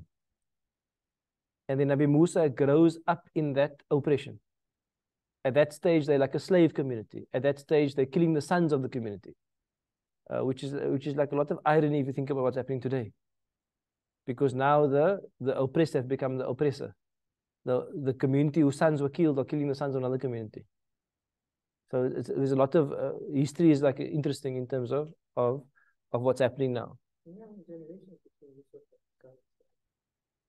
Yeah, so Nabi Musa, Nabi Yaqub is Nabi Yusuf's great grandfather, so 4 generations. Yeah, so it's a short line. So from Nabi Yusuf to Nabi Musa's departure from Egypt is 215 years. 215 years. Somehow, and the number is questionable, according to the Bani Israel narrations, there were about 2 million people who left from Egypt. So there were 70 who came in, and there were about 2 million who left, which is questionable from a mathematical point of view. I don't know if 70 people mathematically can make 2 million in 215 years. Maybe you can do the math for some time, inshallah, and see. But it's very unlikely. But anyway, regardless of the fact, we know that they were oppressed, we know that they left. And we know that they came to a sea, and they were chased by an army.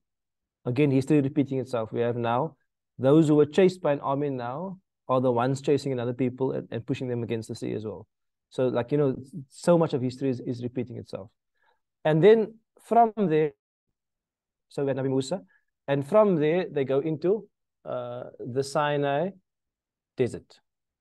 The Sinai desert. So if I can just maybe just open up Google Maps, so we can just see what's happening here. Because this region is a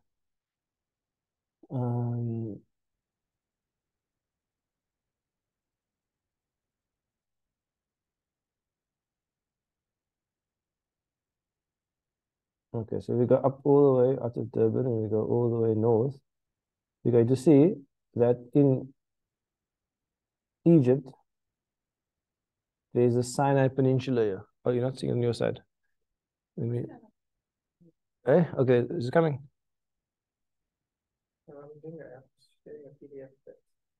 Oh, you're just sharing a PDF. Okay. So, okay, what I can do is that in Egypt, when you cross Egypt, you cross over the Suez Canal into the Sinai Peninsula, and the Sinai Peninsula is at the bottom of Palestine. So then they cross over into the Sinai Peninsula, and it's an important trade route for many reasons, but we won't go into that too much now. And then they cross over, and then they stay in Egypt for 40 years. In Sinai for 40 years. And then eventually, the one who served Nabi Musa, there's a whole story about Nabi Musa and the one who served him and Khidr and all of those things. His name is Nabi Yusha bin Nun. And eventually Yusha bin Nun, he is the one, he's a prophet, he is the one that eventually actually enters into Palestine after Nabi Musa and Nabi Harun had passed away in the Sinai desert because their people didn't want to fight. They had the calf and they didn't want their manna and salwa. There's a lot of Quranic stories about all of that. But eventually Yusha bin Nun, he goes into Egypt, Palestine, and he conquers Palestine. And then you will have Prophet Samuel, which I think they call it Shamil, I think they said. They call him in Arabic. He then appoints Saul, Talut, as the king of the Bani Israel in Palestine, Talut. And then Talut then reigns. So Talut reigns from 1000 BC. So 1000 BC is 1000 years before Jesus ﷺ was born. We are 2023 years after Jesus. So you say 2023 plus 1000 is 3000 years ago. That's why the Jews always on CNN will say we've been oppressed, we've been living over 3000 years, we've been oppressed. They get the number from there. Because that's the time from the reign of Saul, Talut alayhi salam, that he reigned. And then after him, Nabi Dawud alayhi salam takes over. Dawud. And then if we have Dawud and Jalut. Jalut is Goliath. He basically defeats them. Lots of history behind all of this. And then his son is Sulaiman, and he builds the first temple. He builds the first temple called Temple of Solomon. These are prophets. Dawood alayhi salam prophet, Sulaiman prophet. The temple is essentially a masjid. It's where Allah is worshipped according to their law. Okay. So this society now is a society divinely inspired by divine revelation. Yes. They had more prophets than anybody else. Prophet after prophet after prophet after prophet after prophet after prophet they have after more than anybody else. Eventually that region splits into two kingdoms, which they call the north they call Israel, and the bottom they called Judah. They split into two kingdoms. And what happens is when the kingdoms split, because now the prophets have passed away, those kingdoms then actually start idol worshipping. They even start bringing the Egyptian god Baal into the Temple of Solomon. They start bringing the Egyptian gods into the Temple of Solomon. They start even having some points of child sacrifice. They even have forced promiscuity, like houses where they force people to be promiscuous. Mean that their leaders actually shed divine revelation. And when they are shedding divine revelation, what are they absorbing in its place? That ancient Egyptian culture came into its place. And this is from their own books. It's not something which is contested. And then eventually what happens is the Babylonians came, and they come and they destroy the temple, and that's 586, where the Babylonians came on the right hand side, in the middle column now, and they destroy the first temple and they exile the Jews to Babylon. They take tens of thousands of them and they take them to Babylon. One of the great ironies actually is that the Persians come. Now the Persians are like modern day Iranians. They come, they defeat the Babylonians, and they invite the Jews to come back to Israel, which is like the irony of ironies if you think of modern politics. That it was the Persians who conquered the Babylonians, who invited the Jews to come back from Babylon into Babylon's like Iraq, yes, into Palestine, which is like the irony of ironies. And they allowed them to build the second temple. So under the Persian control, they build the second temple. Then a few years later, now 300 years before Christ, Alexander the Great, he's now from the Greek Empire. They call this period the Hellenistic period. He comes and he conquers Palestine. And then the Jews actually, in the temple, the second temple now, they actually again start idol worship. They have Zeus, the Greek god, in the Temple of Solomon. Okay. Why am I mentioning all this history? What does this has to do with belief? What I'm showing you is a nation which Allah speaks about the most in the Quran, who have gotten prophet after prophet, but despite prophet after prophet after prophet, they succumbed to the greater environment. When they came out of Egypt, they brought the Egyptian gods. When the Greeks overtook them, they wanted to be like the Greeks. And they brought in the Greek gods into the temple, into the official spaces. So this idea of people believing what the greater power believe is part of ancient history. This happened 3,000 years ago. It happened amongst the Bani Israel. And that's one of the reasons Allah speaks most about the Bani Israel. Why? To tell you Muslims, don't be like that. Don't be a people who have received the truth, but you give it up because of your surroundings and who's in charge. It's one of the reasons Allah speaks most about it. And then eventually, just before Jesus is born, about 70 years before Jesus is born, the Romans come. The Romans now. The Romans and Greeks are two different nations. The Romans come, and the Romans conquer Palestine, and they destroy the second temple. They destroy it 70 BC, 70 years before Christ, and the Temple of Solomon has never been rebuilt. Okay, so the Romans come. When the Romans come, Nabi Isa alayhi salam is born. So he's born into a community where Romans are in charge, but there's also rabbis, and he's coming with Christianity. And he's speaking to the Bani Israel, he's saying, I'm your messenger, follow me. What happens at the end of that story? Do the rabbis accept him? Do they see him as the true Messiah? No. The rabbis tried to have him killed. The rabbis actually opposed Jesus and they have him killed. They want to have him killed. So who are they going to ask to kill him? Who's in charge? The Romans. Who's in charge at that time? The leader is called Pontius Pilate. He is the leader of that time. He actually washes his hands before he attempts to kill Nabi Isa. We believe it wasn't. He didn't actually kill him. It was made to appear like that. But he actually washes his hands. Why? Because he's washing his hands saying, I'm doing this because of rabbi pressure, not because I want to. So there we get the term, I wash my hands of this, from Pontius Pilate in his time. And then, so let's just pause there. That's a very brief 10 minutes on Jewish, like a couple of thousand years of Jewish history. But the point I wanted to make was that Allah speaks about this the most in the Quran. Nabi Ibrahim, Nabi Yaqub, Nabi Musa. The Quran is filled with Bani Israel. Filled with Bani Israel. Those that don't know the Quran know it's filled with Bani Israel. Why? There's a lesson there. And this is the lesson. Do not give up your truth because of what's happening around you, like Bani Israel did.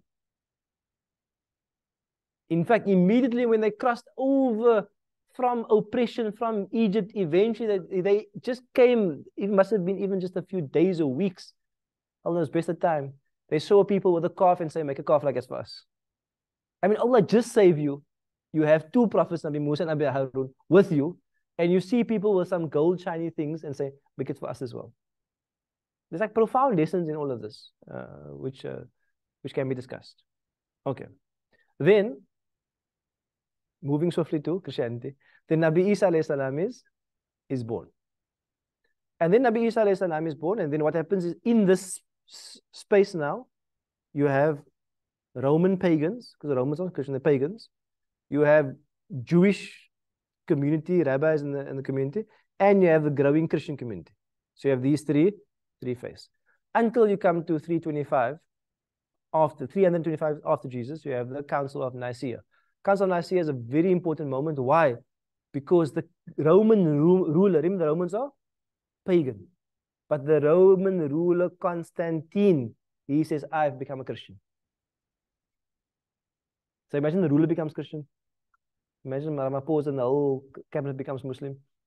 I mean, what happens then? Now the ruler says, I've become Christian. Which means now the whole state now must leave paganism and they've become Christian. Then he calls a council, a meeting of the ulama, of the Christians, and saying, work out what is happening with this God thing. So now they're working out. Now you must understand, you have a prophet who called to monotheism, Jesus called to one God, who was put in a context of polytheism, paganism, multiple gods. If you Google him, Greek gods, Roman gods, that's all the series that people watch today. Zeus and Hercules, and these are all Roman and Greek gods that people are watching actually. And Thor, it's all part of white ancient culture that they're trying to brainwash us with. You don't see other gods from South America or gods from India. You just see white gods. But that's also, that's a different discussion altogether. Part of the brainwashing of society. But you have a monotheistic religion dropped into a polytheistic space. They call a meeting, and in the meeting it is affirmed that the Father and the Son are one. Because in the meeting they're debating, who is this Jesus? You have Arius who stands up and says, no, this Jesus cannot be the Father. Because this Jesus he's born, he has a beginning. He uses logical arguments, he has a beginning. He can't be the Father because he has a beginning. How can he be like the Father? But he's overruled and they adopt the Trinity. So therefore you find within Christianity there's a lot of elements of paganism. It's not like conspiracy, it's like historical fact. You can just check out where the roots of many of these things are, because it's a pagan society which is now adopting Christianity with a pagan leader who became Christian, and the religion is kind of altered. Because now Trinity becomes official doctrine, and Unitarian Christianity, which believes in one God, becomes heresy. Becomes unacceptable. So if you were a Christian believing in one God, you're almost like a bad Christian, and we're going to kill you. But you're a Christian believing in Trinity, you're the right kind of Christian. When this happened? 325, Council of Nicaea. Again, what is the point I want to make from history? A prophet with a revelation, believing in one God, put into a context, polytheism, what happens to the religion? It changes. It's a lesson to the Muslims.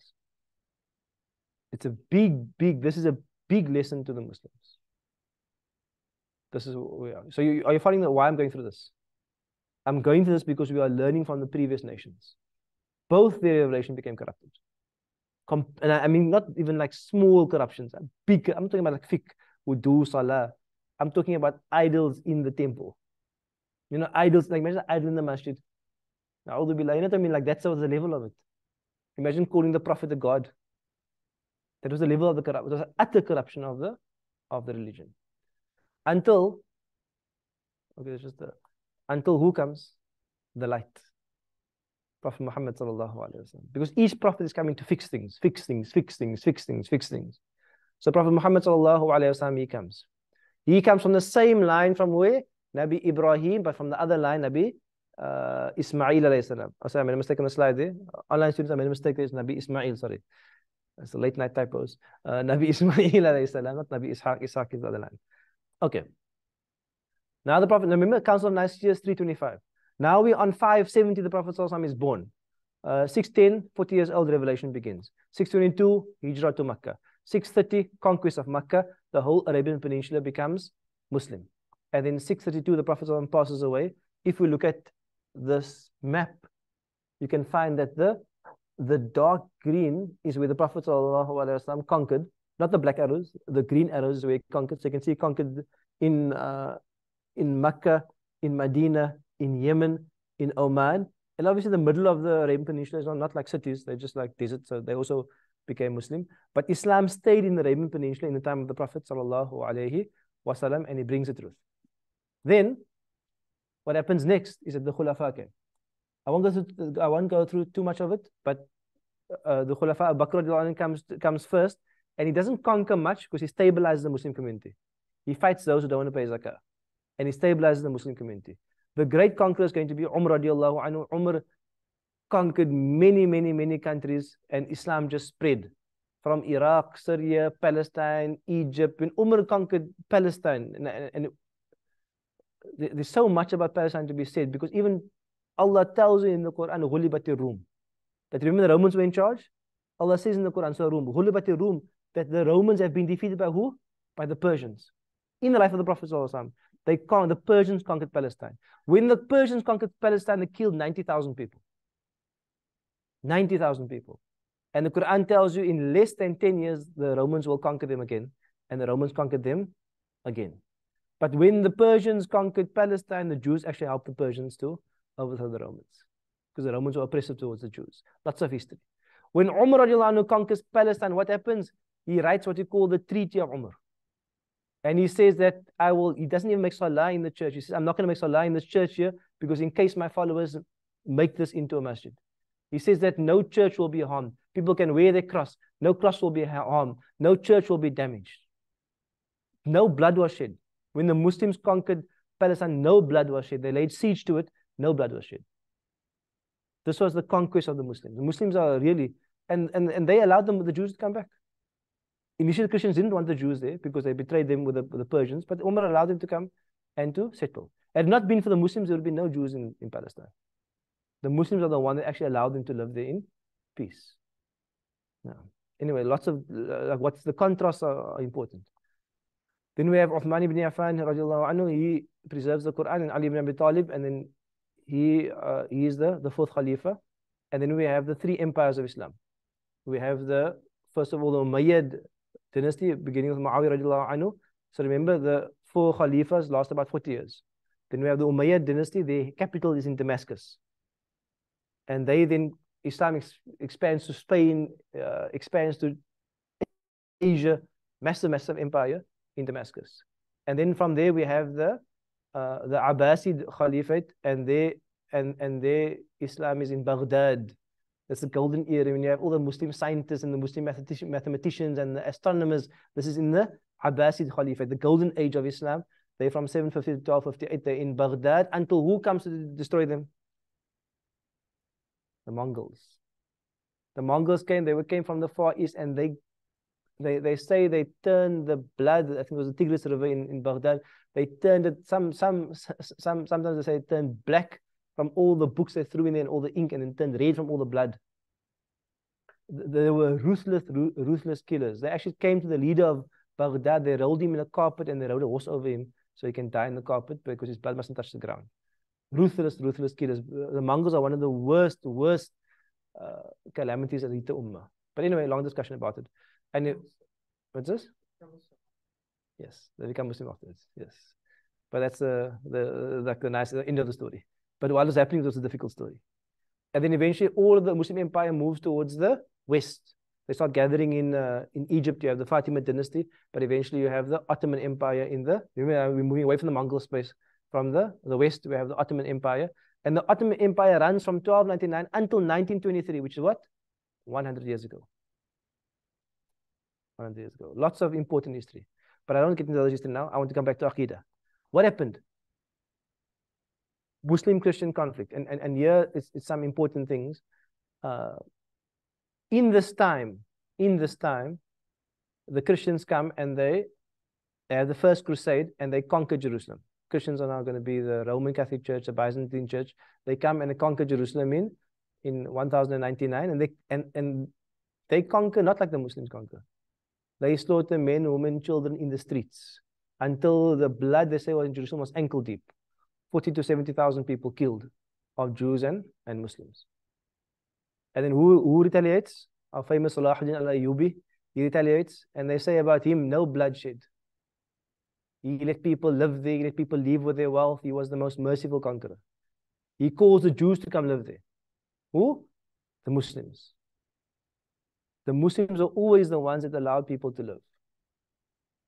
If it hadn't been for the Muslims, the Jews would not be there. All these years. This is the history of the space. And then eventually what happens is that also they have all these crusades. But in the crusades, what's happening now? Remember, we have the golden age in Baghdad. And we have the Crusaders coming. They actually live like very primitive lives. They're not very advanced.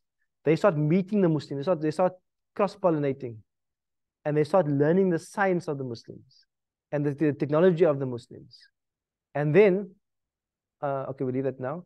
And then something happens amongst us Europeans.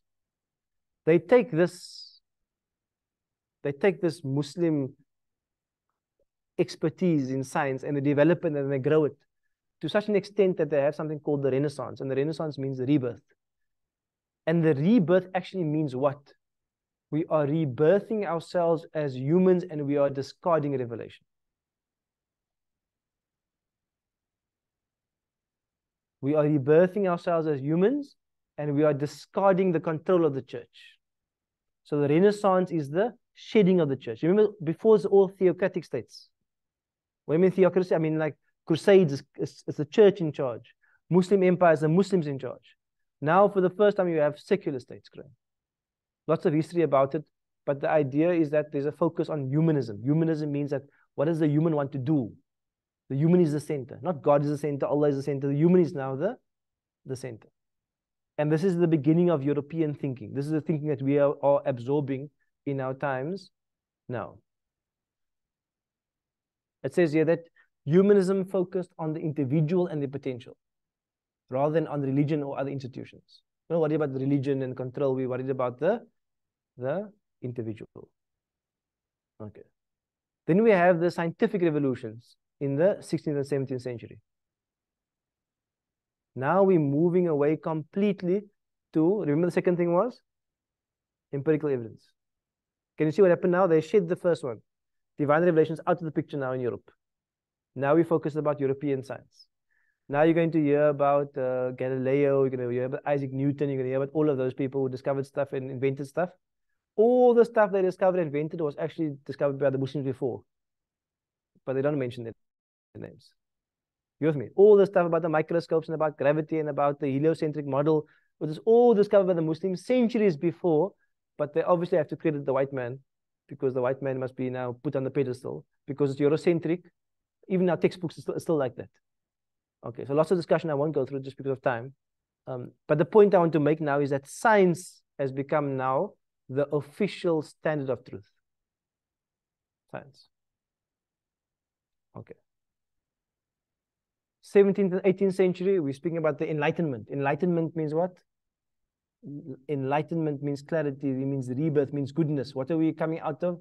Religion means darkness. Dark ages, religious ages. Enlightenment, science. Can you see how the terms are working? When we in a religious state, it's called dark ages. When we in the Renaissance and the science, now we call it the Enlightenment. Because why? We are shedding, the Europe is shedding the burden of religion becomes something private. Don't come with religion. It becomes something private. And then you have all of these Enlightenment thinkers, John Locke, Voltaire, Jean-Jacques Rousseau. They start the formation now of a state without religion. They start, embedding it into law, into culture, without religion. Okay. Just with regard to this, I'm going to come to it in detail now, but remember, this is the same time when what is happening. When these European countries are conquering the whole world, whole of Africa, whole of South America, whole of North America, whole of Asia, they become the colonies.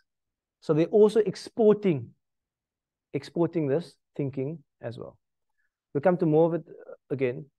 I won't get too much into you can just go to the next slide. I won't get too much about the philosophy of science. Remember, I said Muslims, if the science is right, Muslims affirm it.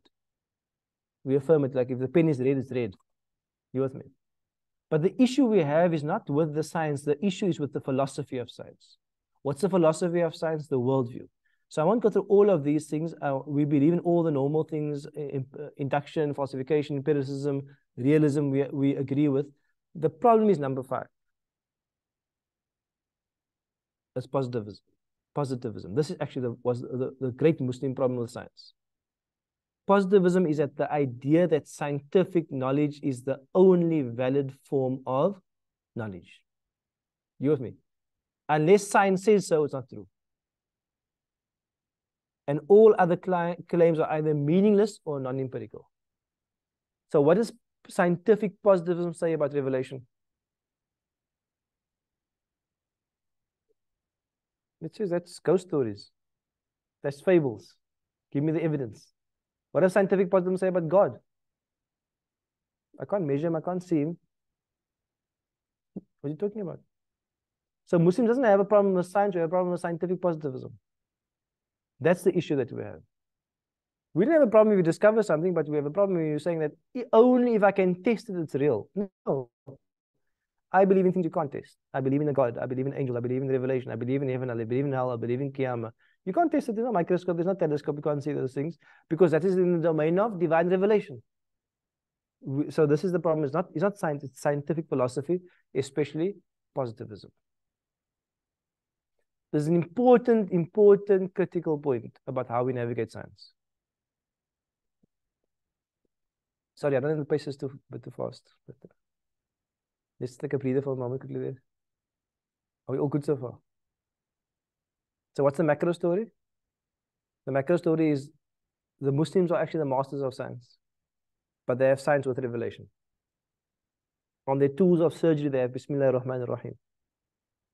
You with me? I'm a scientist, I can cut open a body, I can do all those things, but Bismillah ar-Rahman ar-Rahim.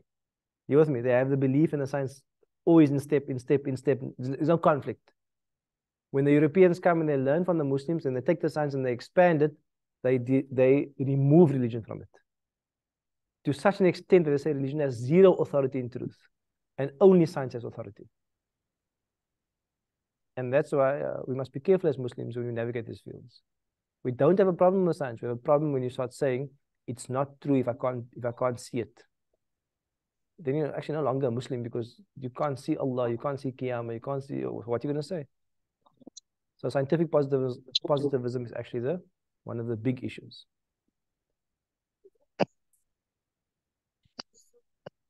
So maybe one of the reasons that Muslim ulama was really close and authoritarian, then that's one of the reasons why people break away. It ties to your first question about evolution. Because just for the online students, our sister is saying is also because of the oppressive nature of the Catholic Church. The Catholic Church was super oppressive, and if you said the earth was round, they would probably hang you. And this is the problem I'm saying also with Muslims, is that Muslims must not speak beyond what the Quran says or beyond what the Sunnah says. Meaning what? Don't make up like fake Islam science and start talking about it. It's very problematic because you're going to create conflicts that shouldn't be there in the first place. And that's exactly what the church did. The church started getting involved in science, and they started penalizing people for proving them wrong. And of course, you're going to share this authority like that because it makes no sense. Whereas for a Muslim, if you are a true believer and you stick to your text, you will never be in conflict with empirical evidence. Never. Because the source is right. You mentioned then they'll look at everything and the answers are all available. The job of the scholars is to convey it. The answers are all available. That's what I'm saying. There's no problem to navigate the world. There's no problem with any discussion. There's nothing off the table. Everything can be discussed, and everything has an answer in Islam. Even if the answer is simply that is not the domain of revelation, that's the domain of empiricism. Alien life is not the domain of revelation, it's the domain of discovery. And we have to just leave it at where discovery is. It's in a state where we're not sure, and that's fine. We don't have to definitively say something about it because the Quran must tibyan li kulli shay. No, that's a misunderstanding of what that verse means. So this is one of the important points. And this is exactly what the Muslims did believe before, and that's why we were so scientifically successful. Not that science is the barometer of success. Iman is the barometer of success. Science is a byproduct. Don't also get confused and say that scientifically that's the superior society. Iman and akhlaq, and that's the superior society. But we didn't have an issue before. So this is one of the big issues. That's why I'm mentioning it. That's why we're having this class. Now. No, we didn't. Maybe segments of ulama did, but in general, no, we didn't. In general, if you're true to Islamic scholarship, you have no issue with science, and you can live in peace. You know what I mean? There's no, in terms of true, like, and therefore you mustn't overstep. Like even scholars must stay in their lane. There's stuff that medical people are the professionals of. If I'm an alim, I'm a Quran scholar, I can't comment on medical stuff because that's the domain of medical professionals. I can maybe interact with them in terms of how we get to the laws and all of those things. That's a different discussion. But people must stay in the lane. And again, Muslim scholars, we can have very limited comments on science. We're not scientists. People must stay in their lane, and the people must be able to navigate the different spaces responsibly from revelation. Yeah. Anyway, but by and large, this has always been the position of Muslims. Like there's no issue navigating anything. Now, then this force from Europe, it grows in power and starts becoming an animal which expands. Why? What happens? You have the 4 revolutions, the 4 industrial revolutions. The first discovery is they discover steam. Steam changed the world. Why? Because before they discovered steam, the entire world, like 99% of the world, either did one of 2 things. They either farmed, so they could eat and live, and they were into crafts, making stuff. And they were mostly rural. Maybe 10% urban. 90% of people lived on farms and they made stuff. Until they discovered steam and coal. Why? Because when you discovered steam, you could make things turn and make things move. And now you can make things turn. That thing turning can do the work of 100 people. The beginning of factories. You can Google a spinning jenny if you want to see how that works. Factories now can do, and now what happens when you have factories, you have to have labor for it. So you start taking out the labor from the rural areas and you put the labor into urban areas where they can work. And within 100 years, like for example, in the United Kingdom, it went from 80% rural, 20% urban. It went from 20% rural, 80% urban. Because of the concentration of resources. That's the revolution. Then we have, that's the 1800s, 1850 onwards. And in the 1900s, 20th century, we have chemicals, gas, synthetic materials. We have the beginning of electricity as well. And now we have true mass production. through mass production. So all of that life about living on a farm and you a carpenter, you're taking 5 weeks to build a table, you're taking 10 weeks to make a dress. That life is over now because you have factories who are going to undercut you and they're going to, there's no space for you anymore. Then in the 3rd century, which is when some of you were born, and maybe some of you not so born then, third industrial revolution in the 2000s. I don't know, some of you were born in the, I'm confused here. The 19th century is the 1800s. Then the 20th century is the 1900s. So 1900s, what's happening now? The digital revolution. You can suddenly send a message over a computer. You can talk over, the internet comes, it changes the economy. And the next revolution is going to be what? It's going to be AI, robotics. That the technology now is going to, at the lower level, at the manual jobs, we'll have robots. At the intellectual level, we have artificial intelligence. And can you see what's happening in every level? The machine is becoming better and better and better until the machine is so good that the machine surpasses a human. What do humans do when machines do human work better than humans? Just think about it. What do humans do when machines do human work better than humans? What do you do one day when the machine is a better doctor than the doctor? Because the machine has access to every study in an instant. It has access to millions of data points. It has access to what the doctor can never get access to. What do you do? This is the question facing humanity. And it's a question that happened in series from the 1700s happens. Why? The machine is growing and growing and growing until it comes to a point where human beings are no longer, you don't have to have a driver to drive. The machine will drive the car. Who will drive better, machine or a driver? A machine. The machine doesn't get drunk, the machine doesn't get tired, the machine doesn't get confused, the machine is going to be a better driver. The machine is going to be better than the human at the human job. This is what's happening.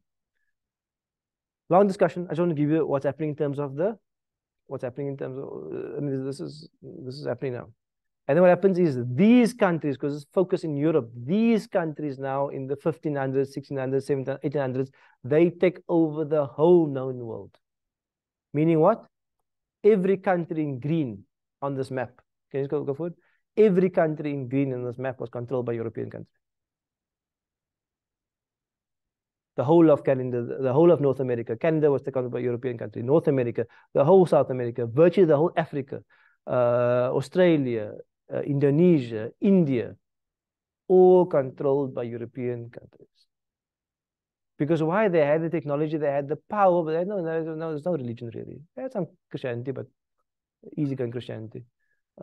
I mean, they had like a weird Christianity because they like forced Christianity. They forced Christianity and the culture amongst people. Why do people in South America speak Spanish? Do you think they just say, "Oh, that's a lovely language. Let's just leave our language. Let's all speak Spanish." And do you think in Mozambique they say, "Oh, Portuguese. What? We're missing all our life. Let's change all our names and all speak Portuguese." Why are we speaking English now? Because we were taught by our colonizers. No. And then they came with their armies and they came with their business people, like the Dutch East India Company. A company came and colonized us. And obviously they came with our missionaries. Because as they're taking all the resources, they give you the Bible and say, turn the other cheek. So they will leave you the Bible and take all your resources. They're still doing it. They're doing it in the Middle East now. Still doing it. They'll come and they'll take all the resources. Half these wars are fought for resources. Been happening for hundreds of years because of the Europeans. The Palestine issue is solely because of Britain and the Balfour Declaration in 1917. Solely because of Britain. This is the history. Now, as Muslims, and I want to come to where we are with the young people now. For me, it's problematic as a Muslim for my children and our children to think of the European culture and civilization as superior. I understand why. Because in the last few hundred years, they dominated technology, they dominated conquest. Their culture is broadcast to us. That's why we have everything is white or in the fashion of a white person. It's broadcast to us completely. And we then start looking up to that. But what are we looking up to? We're looking up to a people who have shared religion completely. and has just used the world as some sort of resource base for greed.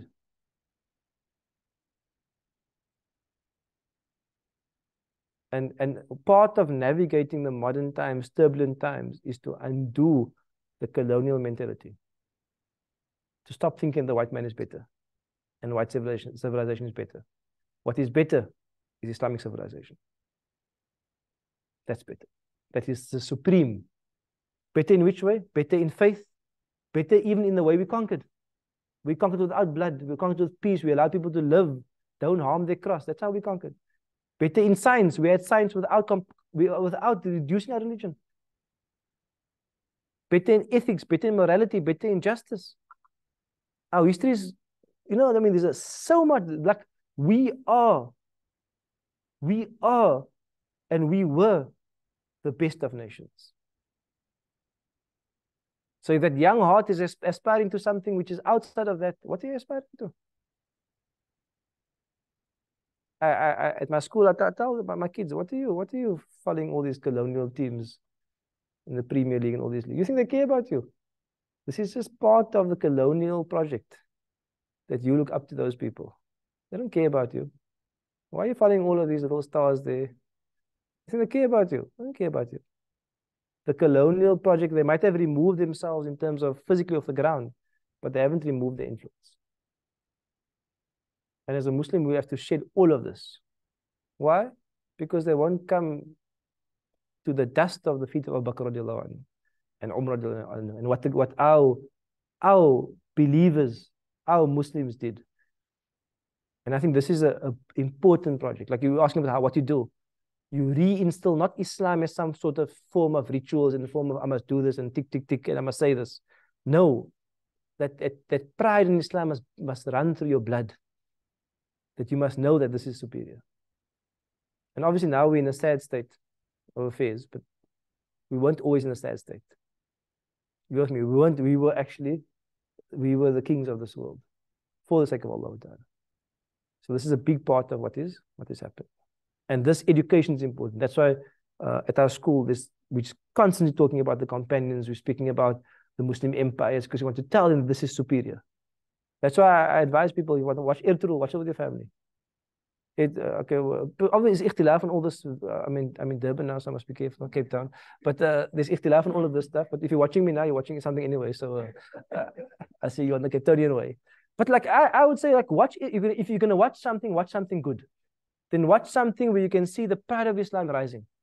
You can see the empire of Islam, the Ottoman Empire being reinstated. Because it's better than watching some random series about some multicultural gay people in the US. You know what I mean? It's better. You're at least instilling pride. This is part of the education of your family. It's important. You have to instill that core iman, the core belief. Okay. Whew. We have one more. Okay, if I can just maybe take a few more minutes, inshallah. 1960, the world changed again. I'm sorry for the timing also of this, but 1960, the world changed again. In 1960, we have again, it's always the Frenchmen. The Frenchmen are the source of the Renaissance, and they're the source of the revolution. There's something wrong with the French. I don't know what's wrong with them. But you have these French philosophers. Michael Foucault and Derrida and Lyotard, they're famous architects.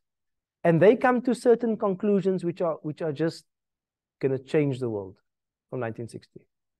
The conclusions are that objective truth does not exist or it is inaccessible. Nothing is true. Not even science. Not even science is objective truth.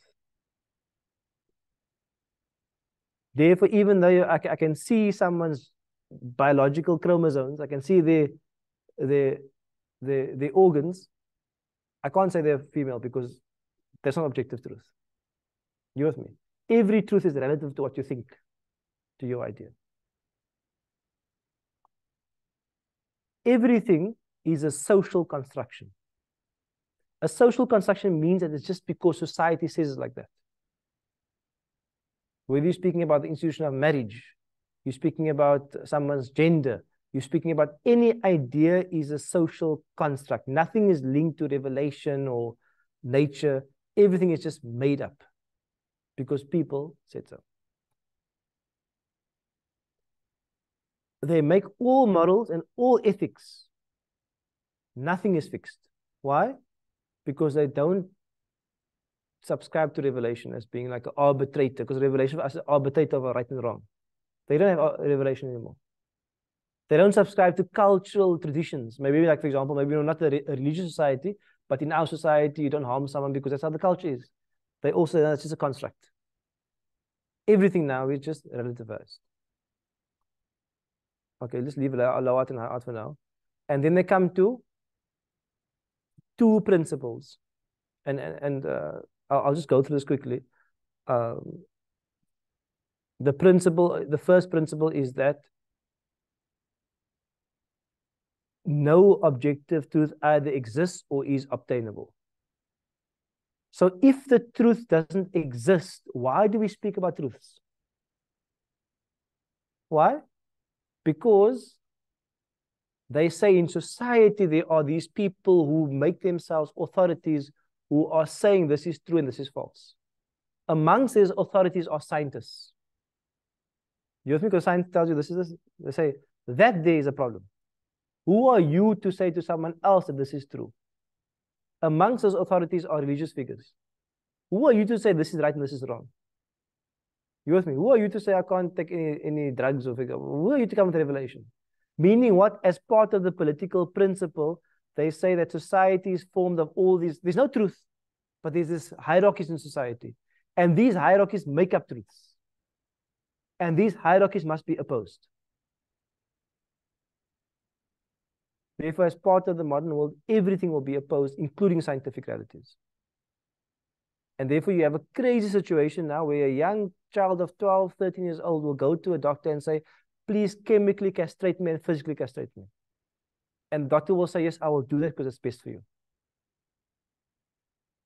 You're a doctor, you're a person of empirical studies. You're supposed to be a person of studies. How can you say to chemically and physically castrate the person is best for them? Why? Because you've given up your position as an authority. Because now the child can tell the adult what is best. Previously, we say, no, you're a child, you tell what you know. Keep your body parts. But now the child can tell. Why? Because the hierarchy is disturbed. And every hierarchy will be disturbed, including child and parent. If, for example, in Canada, if your child is a boy and identifies as a girl and you call your child a boy, you will be charged with domestic violence. Because every hierarchy will be destroyed. Religious hierarchy, teacher, parent, scientific, every hierarchy is being destroyed. Because every truth is what I say and I feel. And what it does, it produces the rational impossibilities. I'm a cat and a human. Like it produces, and we have to say, okay, yes, you're a cat and a human. I'm a male and a female. It produces, can you see the third pillar now, rationality is gone. So what's gone now? Revelation is gone, scientific authority is gone, and rationality is gone. So what's left? Insanity. Collective insanity that we must accept as normal. So I just want to end, and I want to end with, okay, maybe I can just do this one thing quickly. Sorry, man, I'm just going to push a few more minutes, inshallah ta'ala. In terms of the themes of postmodernism, number one is that all the boundaries are gone. In fact, some of the postmodernists say that categorization is a form of violence. For me to say there's a male and a female, I'm being violent. Who am I to start grouping other people? Which is like, that's how like language and life works. You understand? This is a human, this is an animal. You know what I mean? Like that's how life works. But categorization is a form of violence because all boundaries must be blurred.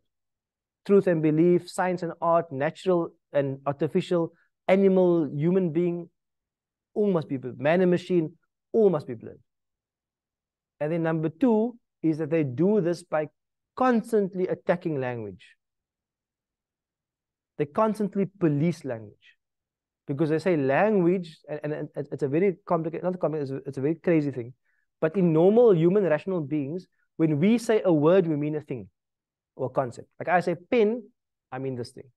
For them, no words mean things. Words mean other words. Therefore, they can't answer the question, what is a woman? Because you ask me what's a woman, okay, they have this chromosomes, they have this body part. Simple. It means a thing. For them, is a woman is someone who identifies as a woman. What you told me nothing.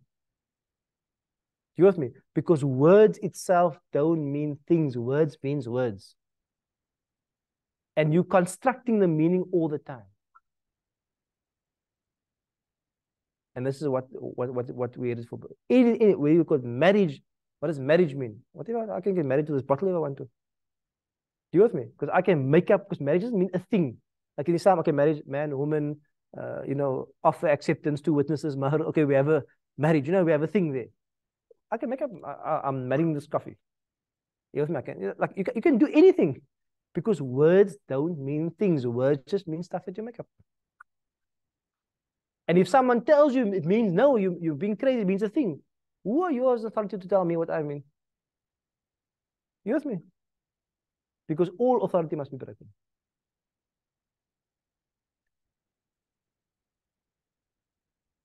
And everything is relative. And the final thing is that there's no room for the individual. Meaning what? You can't have an individual voice. Nor is there room for universal. What is universal? Universal means you can't have one universal law. Why? Because if I have a universal law, it becomes oppressive. Why are we all having a law? And if I have individual voice, I'm not respecting everybody else's position. So what they do is they start grouping people into identity groups. Whether according to the sex, according to the gender, according to sexual orientation, according to race, according to culture, they start grouping people in these identity groups, and those become the new jihad.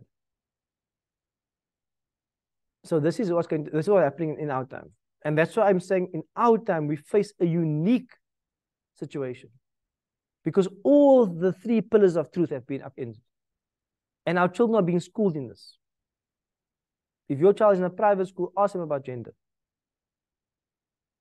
Ask them about sexual orientation. Because we get sexual orientation from the Quran. The Quran tells you what you can and can't do. If you take that away, what's left? What do you want to do? Everything is being upended. And if you tell your child, you can't do that way, they'll say that's an oppressive force. Who is your family to tell you that you can't do that? That's not going to explicitly, but it's the implicit narrative all the time. You make your choice. And this is coming, it's like it's being born now. Have you seen it here? But in Cape Town it's big. And it's spreading faster and faster and faster as the mainstream. All of these things here. And then your child gets all of this and looks at Islam, and Islam is full of rules and full of like absolute statements, true, false, do, don't. And this year, like, well, that's just according to your perspective and according, like, if you identify like that, if you want to be it like that, and that's actually a form of oppression because actually it's a patriarchal narrative, and like all of these discussions are happening with our youth. And if you're not aware of it, we're going to lose them because it's being schooled so, and we're even losing it amongst Muslims. Like for you as a Muslim to tell some of your Muslim people, homosexuality in Islam is not allowed. Some of your own Muslim colleagues say, who are you to judge? I am transmitting what the divine revelation says. You with me? I'm not condemning anybody to hell, even hell, that's Allah's business. I'm just saying what is allowed in Islam. So even your Muslim colleagues will start saying, who are you to judge? I'm not here to judge. I'm here to convey what the divine law says. That's my job. Allah will take people to account. I'm not there to that. You know, understand? But even it's going into, and especially amongst the Muslim professional class, the Muslim, like called intellectual class, academic class, because they are schooled in the school of the oppressor, and especially in humanities, sociology, philosophy, all of those places.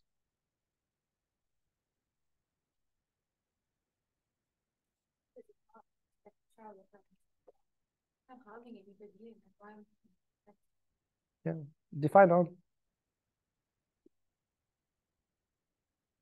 Spiritual harm, psychological harm, physical harm, like define harm. sense that if a man are married, who is it? Yeah. He's sitting in our home and loving each other. So, why are you coming in here? Yeah, but I'm saying if you take the argument to its logical conclusion, that man said, okay, but what if I take it to the logical, what if I take it to the next level? What it becomes a man in a machine, a man in an animal, a man in a miner, a man in a family member. You with me? You can keep the same rhetoric all the time. But what happens is that we have divinely revealed morality. And if we contradicted it, it causes us spiritual harm and psychological harm. Because we have a different understanding of harm. For them, they're just looking at physical, because they're only beings of material. So if no one's physically hitting me, like for example, what is the harm for you to someone talk naked in the streets? You with me? Like I'm saying, that's the whole logic. What is the harm? Because if men can be topless on the beach, why can't women be topless on the beach? Who's the harming? Why is one organ taboo if my arms are fine? Who's the harming? Do you understand? It's everything is blurred. And if you don't have a pig in the ground, what are you going to say? Oh, yeah, it's not anybody. Okay, so, but we're going to go with that. And where we are mentioned now is where we're going. And therefore, the Prophet says at the end of time, people will fornicate in the streets like animals. And the person of taqwa will say, can't you do it around the corner? Hadith at the end of time. Because there we are headed towards that. So that is the problem is how you define it. And we define it according to revelation. Because revelation is the guide of action and belief. So it sounds good, but where are you taking that argument? Where are you taking it? Like what is the harm for kids to sleep around? I'm saying nikah and all this, no dating. Let them sleep and make them happy. You understand? Like, why? Why have an age limit? I mean, when they're 13, they're mukallaf, let them enjoy themselves. What is the harm? They're consenting adults, they're consenting human beings. You understand? Without any point in the ground, where are you going to go? You're going to undo, and that's what is happening. Everything is being undone. Everything. Completely is being undone. And will be undone. I mean, even even like pedophilia is a logical consequence of postmodernism. Because who are you to deny the sexuality of someone younger? You with me? Who are you as an adult to deny someone else's sexual urges if they're younger? On what basis? You understand what I mean? On what basis are you saying that? You can't bring culture, you can't bring religion, you can't bring cultural standards, because all of those are out of the door. There are no standards. And you understand, like even like in a relationship, who are you to say must be 2 people? Why can't it be 4 people? Let's make a sitcom about it. Let's make a movie about it. All 4 people living together. So I mean, no one. We will tend to like complete chaos and a breakdown of all like social order. And it's happening. It's definitely happening. To understand how this postmodernism movement or theory gained traction, because it's completely absurd if you think about it. It just doesn't. I mean, you can understand the move away from divine knowledge because of schism with the church, and so there's a history there. Here it's just like, how does it even seem appealing to anybody? I mean, I was just thinking, okay, maybe it's a nafsi thing now, where the man and your own desires become your gods. You only obey your own desires. That's the only sort of. Yeah, it's also the question online for online students is why did this come about? It's also a dissatisfaction with the status quo, meaning what? By the 1960s, the colonial project had failed. You know what I mean? Like it was a disaster. We had 2 world wars already, 2 world wars. So people were unhappy with the current power structures. You understand? They were unhappy with the power structures, whether it's with regard to gender structures, with regard to structures between cultures or between nations. People were dissatisfied with regard to it. And in the academic front, they were trying to undo it. And this is basically where it stems from. It stems from like a total, like the failure of the colonial project and all the associated things that came with it as well. That's one of the reasons as well. And also, I mean, it's also a consequence of being far from revelation. Is that your nafs, as you said, your nafs will want to push for more and more and more and more. beyond even the rational. The nafs will say, I want to be an animal today. You know what I mean? There's a problem in the UK. They call them furries. Kids who go to school identify as animals, and they're like meow in class and bark, and then the teacher can't tell you you're not a cat because the teacher might be taken with disciplinary hearing. You know what I mean? Because the nafs now is like unbridled. You can do whatever you want. So this is also part of the insanity. Okay. In terms of the way forward, I'd hope to have more questions and answers on it, but time was a little bit tight. So I just want to conclude remarks on LGBTQ and those things. Every society and culture has sexual regulations. Even South Africa has sexual. It has age regulations. It has appropriate behavior. It has consent regulations. All of those things. Every society has sexual regulations. Islam has sexual regulations. So when we say that you're not allowed to do this, we are basically just echoing what we understand the divine Allah to intend by it. And that's our marker in the ground. You understand? Like we don't have to go to an empirical study to say like if you do it's going to be bad. No, that's like we don't have to do that.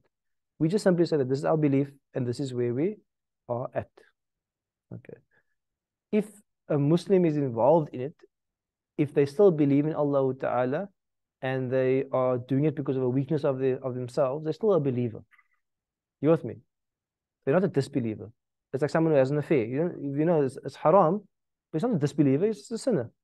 So same with the Muslim who does it, and they made a mistake or they have a weakness of themselves or they're a believer, they're still a believer. The problem comes is when they start deeming it to be correct within Islam. Because now you're deeming something which goes against divine revelation. So I think we have to deal with it in a very sensitive way, meaning what? We live in a multicultural democracy. People can do what they want. But we as Muslims, we have the right to our own. Remember, the state has the right to regulate your actions, not your thoughts. The state has the right to regulate your actions. Don't speed here, don't steal here, but they can't regulate your belief. So no one can regulate my belief in terms of what I think is moral between a man and a woman, because I'm taking that from divine revelation. So I have complete right to do that, legally and ethically and morally, complete right to do it. So I think that we have to keep that line in the sense that I have a right for myself and my family and my community to have my own ethical standards. But at the same time, I'm not going to discriminate against someone who has a different perspective. That's fine. That's their perspective. You carry on. I'm still going to greet you. I'm still going to work together with you if I can on something good. But this is my position and that's your position. So it's this idea of like mutual respect, but still maintaining the lines. You with me? But what happened now is the postmodern agenda will tell you your lack of approving that is discrimination. It's almost like you're racist. Like that, you know what I mean? Almost like you're racist towards now, like those people. Like it's the same kind of like weight.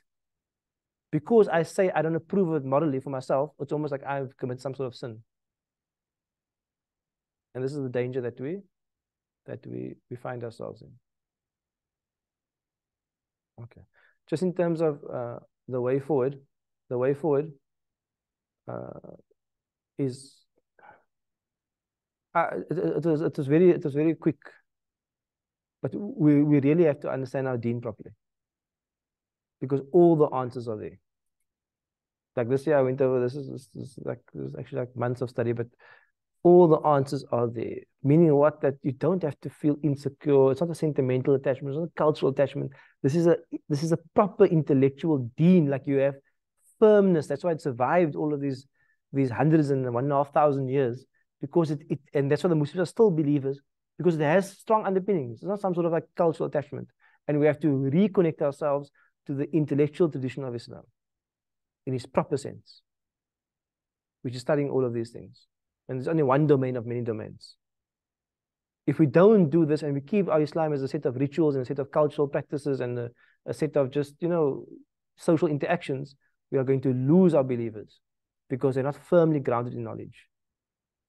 And the Prophet's dua is, Rabbi zidni ilma. Oh Allah, increase me knowledge, increase me knowledge, increase me knowledge.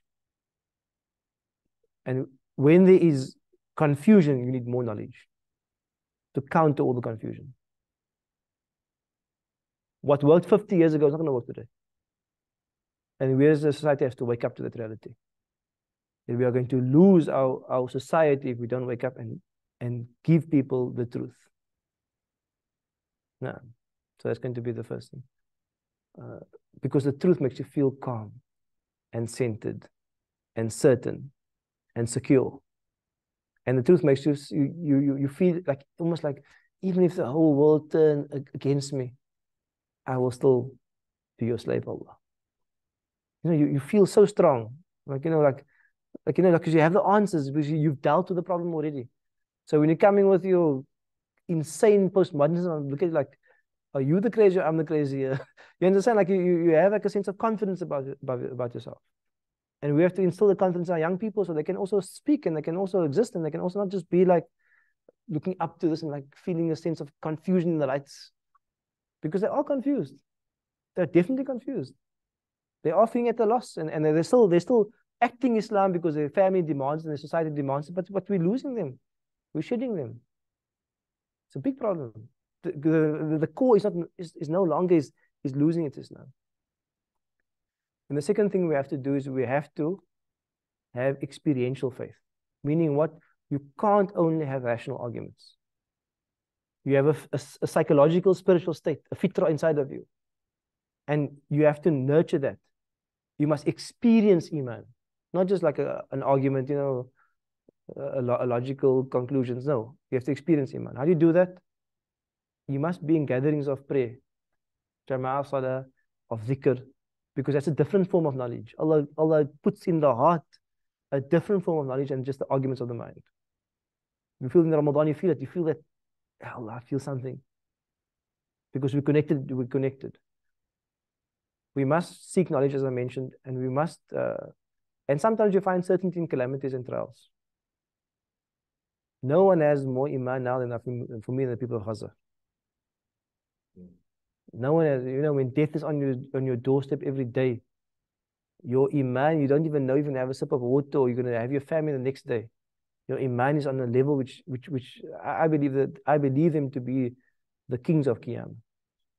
But on the day of Qiyamah, we will feel pity for ourselves and we will say, oh, Allah, make us like them. For what they're going through. And we must be part of the fight to save them and to. But sometimes if a calamity comes in your life, say, Alhamdulillah. Not that you want calamity, but Alhamdulillah, it's going to increase my Iman. So also that's the attitude we have when it comes to it. And it's found in good company. Good company, good circles. Gives you, you know, there's a transference that happens between humans when they meet. Not online, eh? You must stop this online stuff. People of Durban, you must come to actual classes, an actual person, because there's transference when we come together. All of us have light. And we come together and we make each other's light brighter. You know, you greet a Muslim, you make each other's light brighter. And we need this. And then the last slide is we have to unplug. Unplug from insanity, and in case we become insane ourselves. If you spend enough time with mad people, you start thinking madness is normal. You understand? We have to unplug from all the entertainment and all the. I'm not saying completely, but if you watch something good at least. We have to also start unplugging from virtual relationships to real relationships. Like this, Zoom is a virtual relationship. It's okay. But to meet each other in class, it's a different experience. We have to build real connection because this gives us strength. We are people of ummah, community. The men are supposed to meet in the masjid 5 times a day, community. Not a Zoom jama'ah. Imagine a Zoom jama'ah, okay, guys, put the channel 1, Allahu Akbar. It'll defeat the purpose. Human connection is what we need. We also need to unplug from the concrete jungle. We need to spend time in nature. Allah speaks about the ayat all the time. Nature is Iman. Nature is subhanallah. This concrete jungle is killing us. MashaAllah, Durban, you have some nice green spaces and some beaches that seem okay for now. The next thing is we have to unplug from a culture of materialism and our ego. We must fight against it. Whether Allah gave you a lot or Allah gave you a little. It's a sad state of affairs where you think your material wealth has any impact on who you are. It's a sad state of affairs. If you elevate yourself because then you're just paying like a colonizer. Because the colonizer got happy when they got a factory and when they conquered something, they became like the colonizer. You understand? Like read the seerahs of our great leaders of the Umars and Abu Bakrs of this world. Read their seerah. Look at their attachment to wealth. Zero. Zero attachment. Like zero, you know what I mean? Here's a battle, take my wealth. Zero attachment. There's no honor in being wealthy. And there's no also disgrace in being wealthy. It just means nothing. It's like being tall. You don't get bonus points if you're tall or short. You understand? If you're tall, maybe Allah will bless you if you help someone because you can reach something high. You understand? Same with wealth. There's no honor in wealth. It's like, it doesn't mean anything. This is the wrong. There's honor in taqwa and iman and good character and helping people and being knowledgeable and being a person of prayer. There's honor in those things. There's no honor in wealth. And this is sometimes a problem in our communities, especially when they get wealthy. They start thinking it means nothing. You say people, Qiyamah, what do you think is happen on Qiyamah? You're going to have more to account for. If you're wealthy, alhamdulillah, good, help people. But don't make it your objective to become wealthy. It's the wrong thing to do with your life. It's a life that is wasted. It's wasted. And the last thing I'll say is that what must you do? Spend your time in service of others. We are a country full of problems. Don't tell me you don't know what to do. You understand? You walk out of your door, you see problems. Don't tell me you don't know what to do. There's enough. If you can't find problems, come to me. I'll give you a list and just tell you where to start. Really, this is where the believers are. And I think if you start doing this, our society will come right. Basically, will heal itself. Will be orientated. Will grow. We can't be like everybody else if we are people of revelation. Because otherwise, what is the point of the revelation? If the Muslims are exactly the same as everybody else, what is the point of the revelation? What is the point of the Prophet coming? What was the point of all of that if you're just the same? You're the same, but you just bow 5 times a day. No. There's a massive difference between the two. And we have to reclaim that identity as a believer, that true identity. And this is our intention, inshallah. It's our niyyah, and it's raise our children also. Inshallah ta'ala. Barakallah. Shukran for your attendance and sorry for taking so long. I'll take maybe just 1 or 2 last questions or comments and then we'll close that, inshallah. Online students, will give you a chance because you're in the virtual world, so you're deprived. So any questions or comments from you?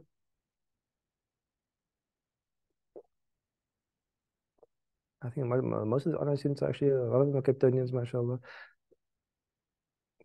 In class, any questions or comments? Maybe I'll take a quick comment, just 2 minutes for each person, inshallah. Bismillah. Maybe just key takeaways or anything from yourself or epiphanies or anything. But just 2 minutes each, inshallah.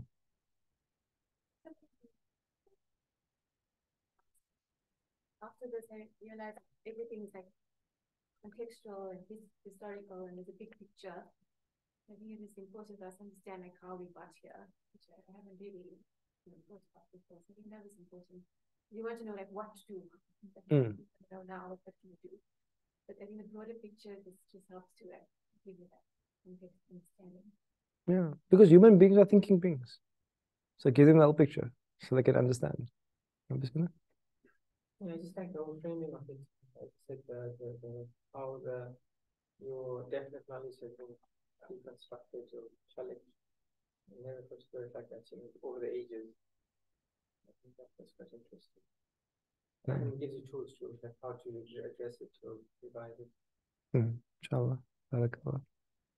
Bismillah, uncle. Shukran to you, Sheikh.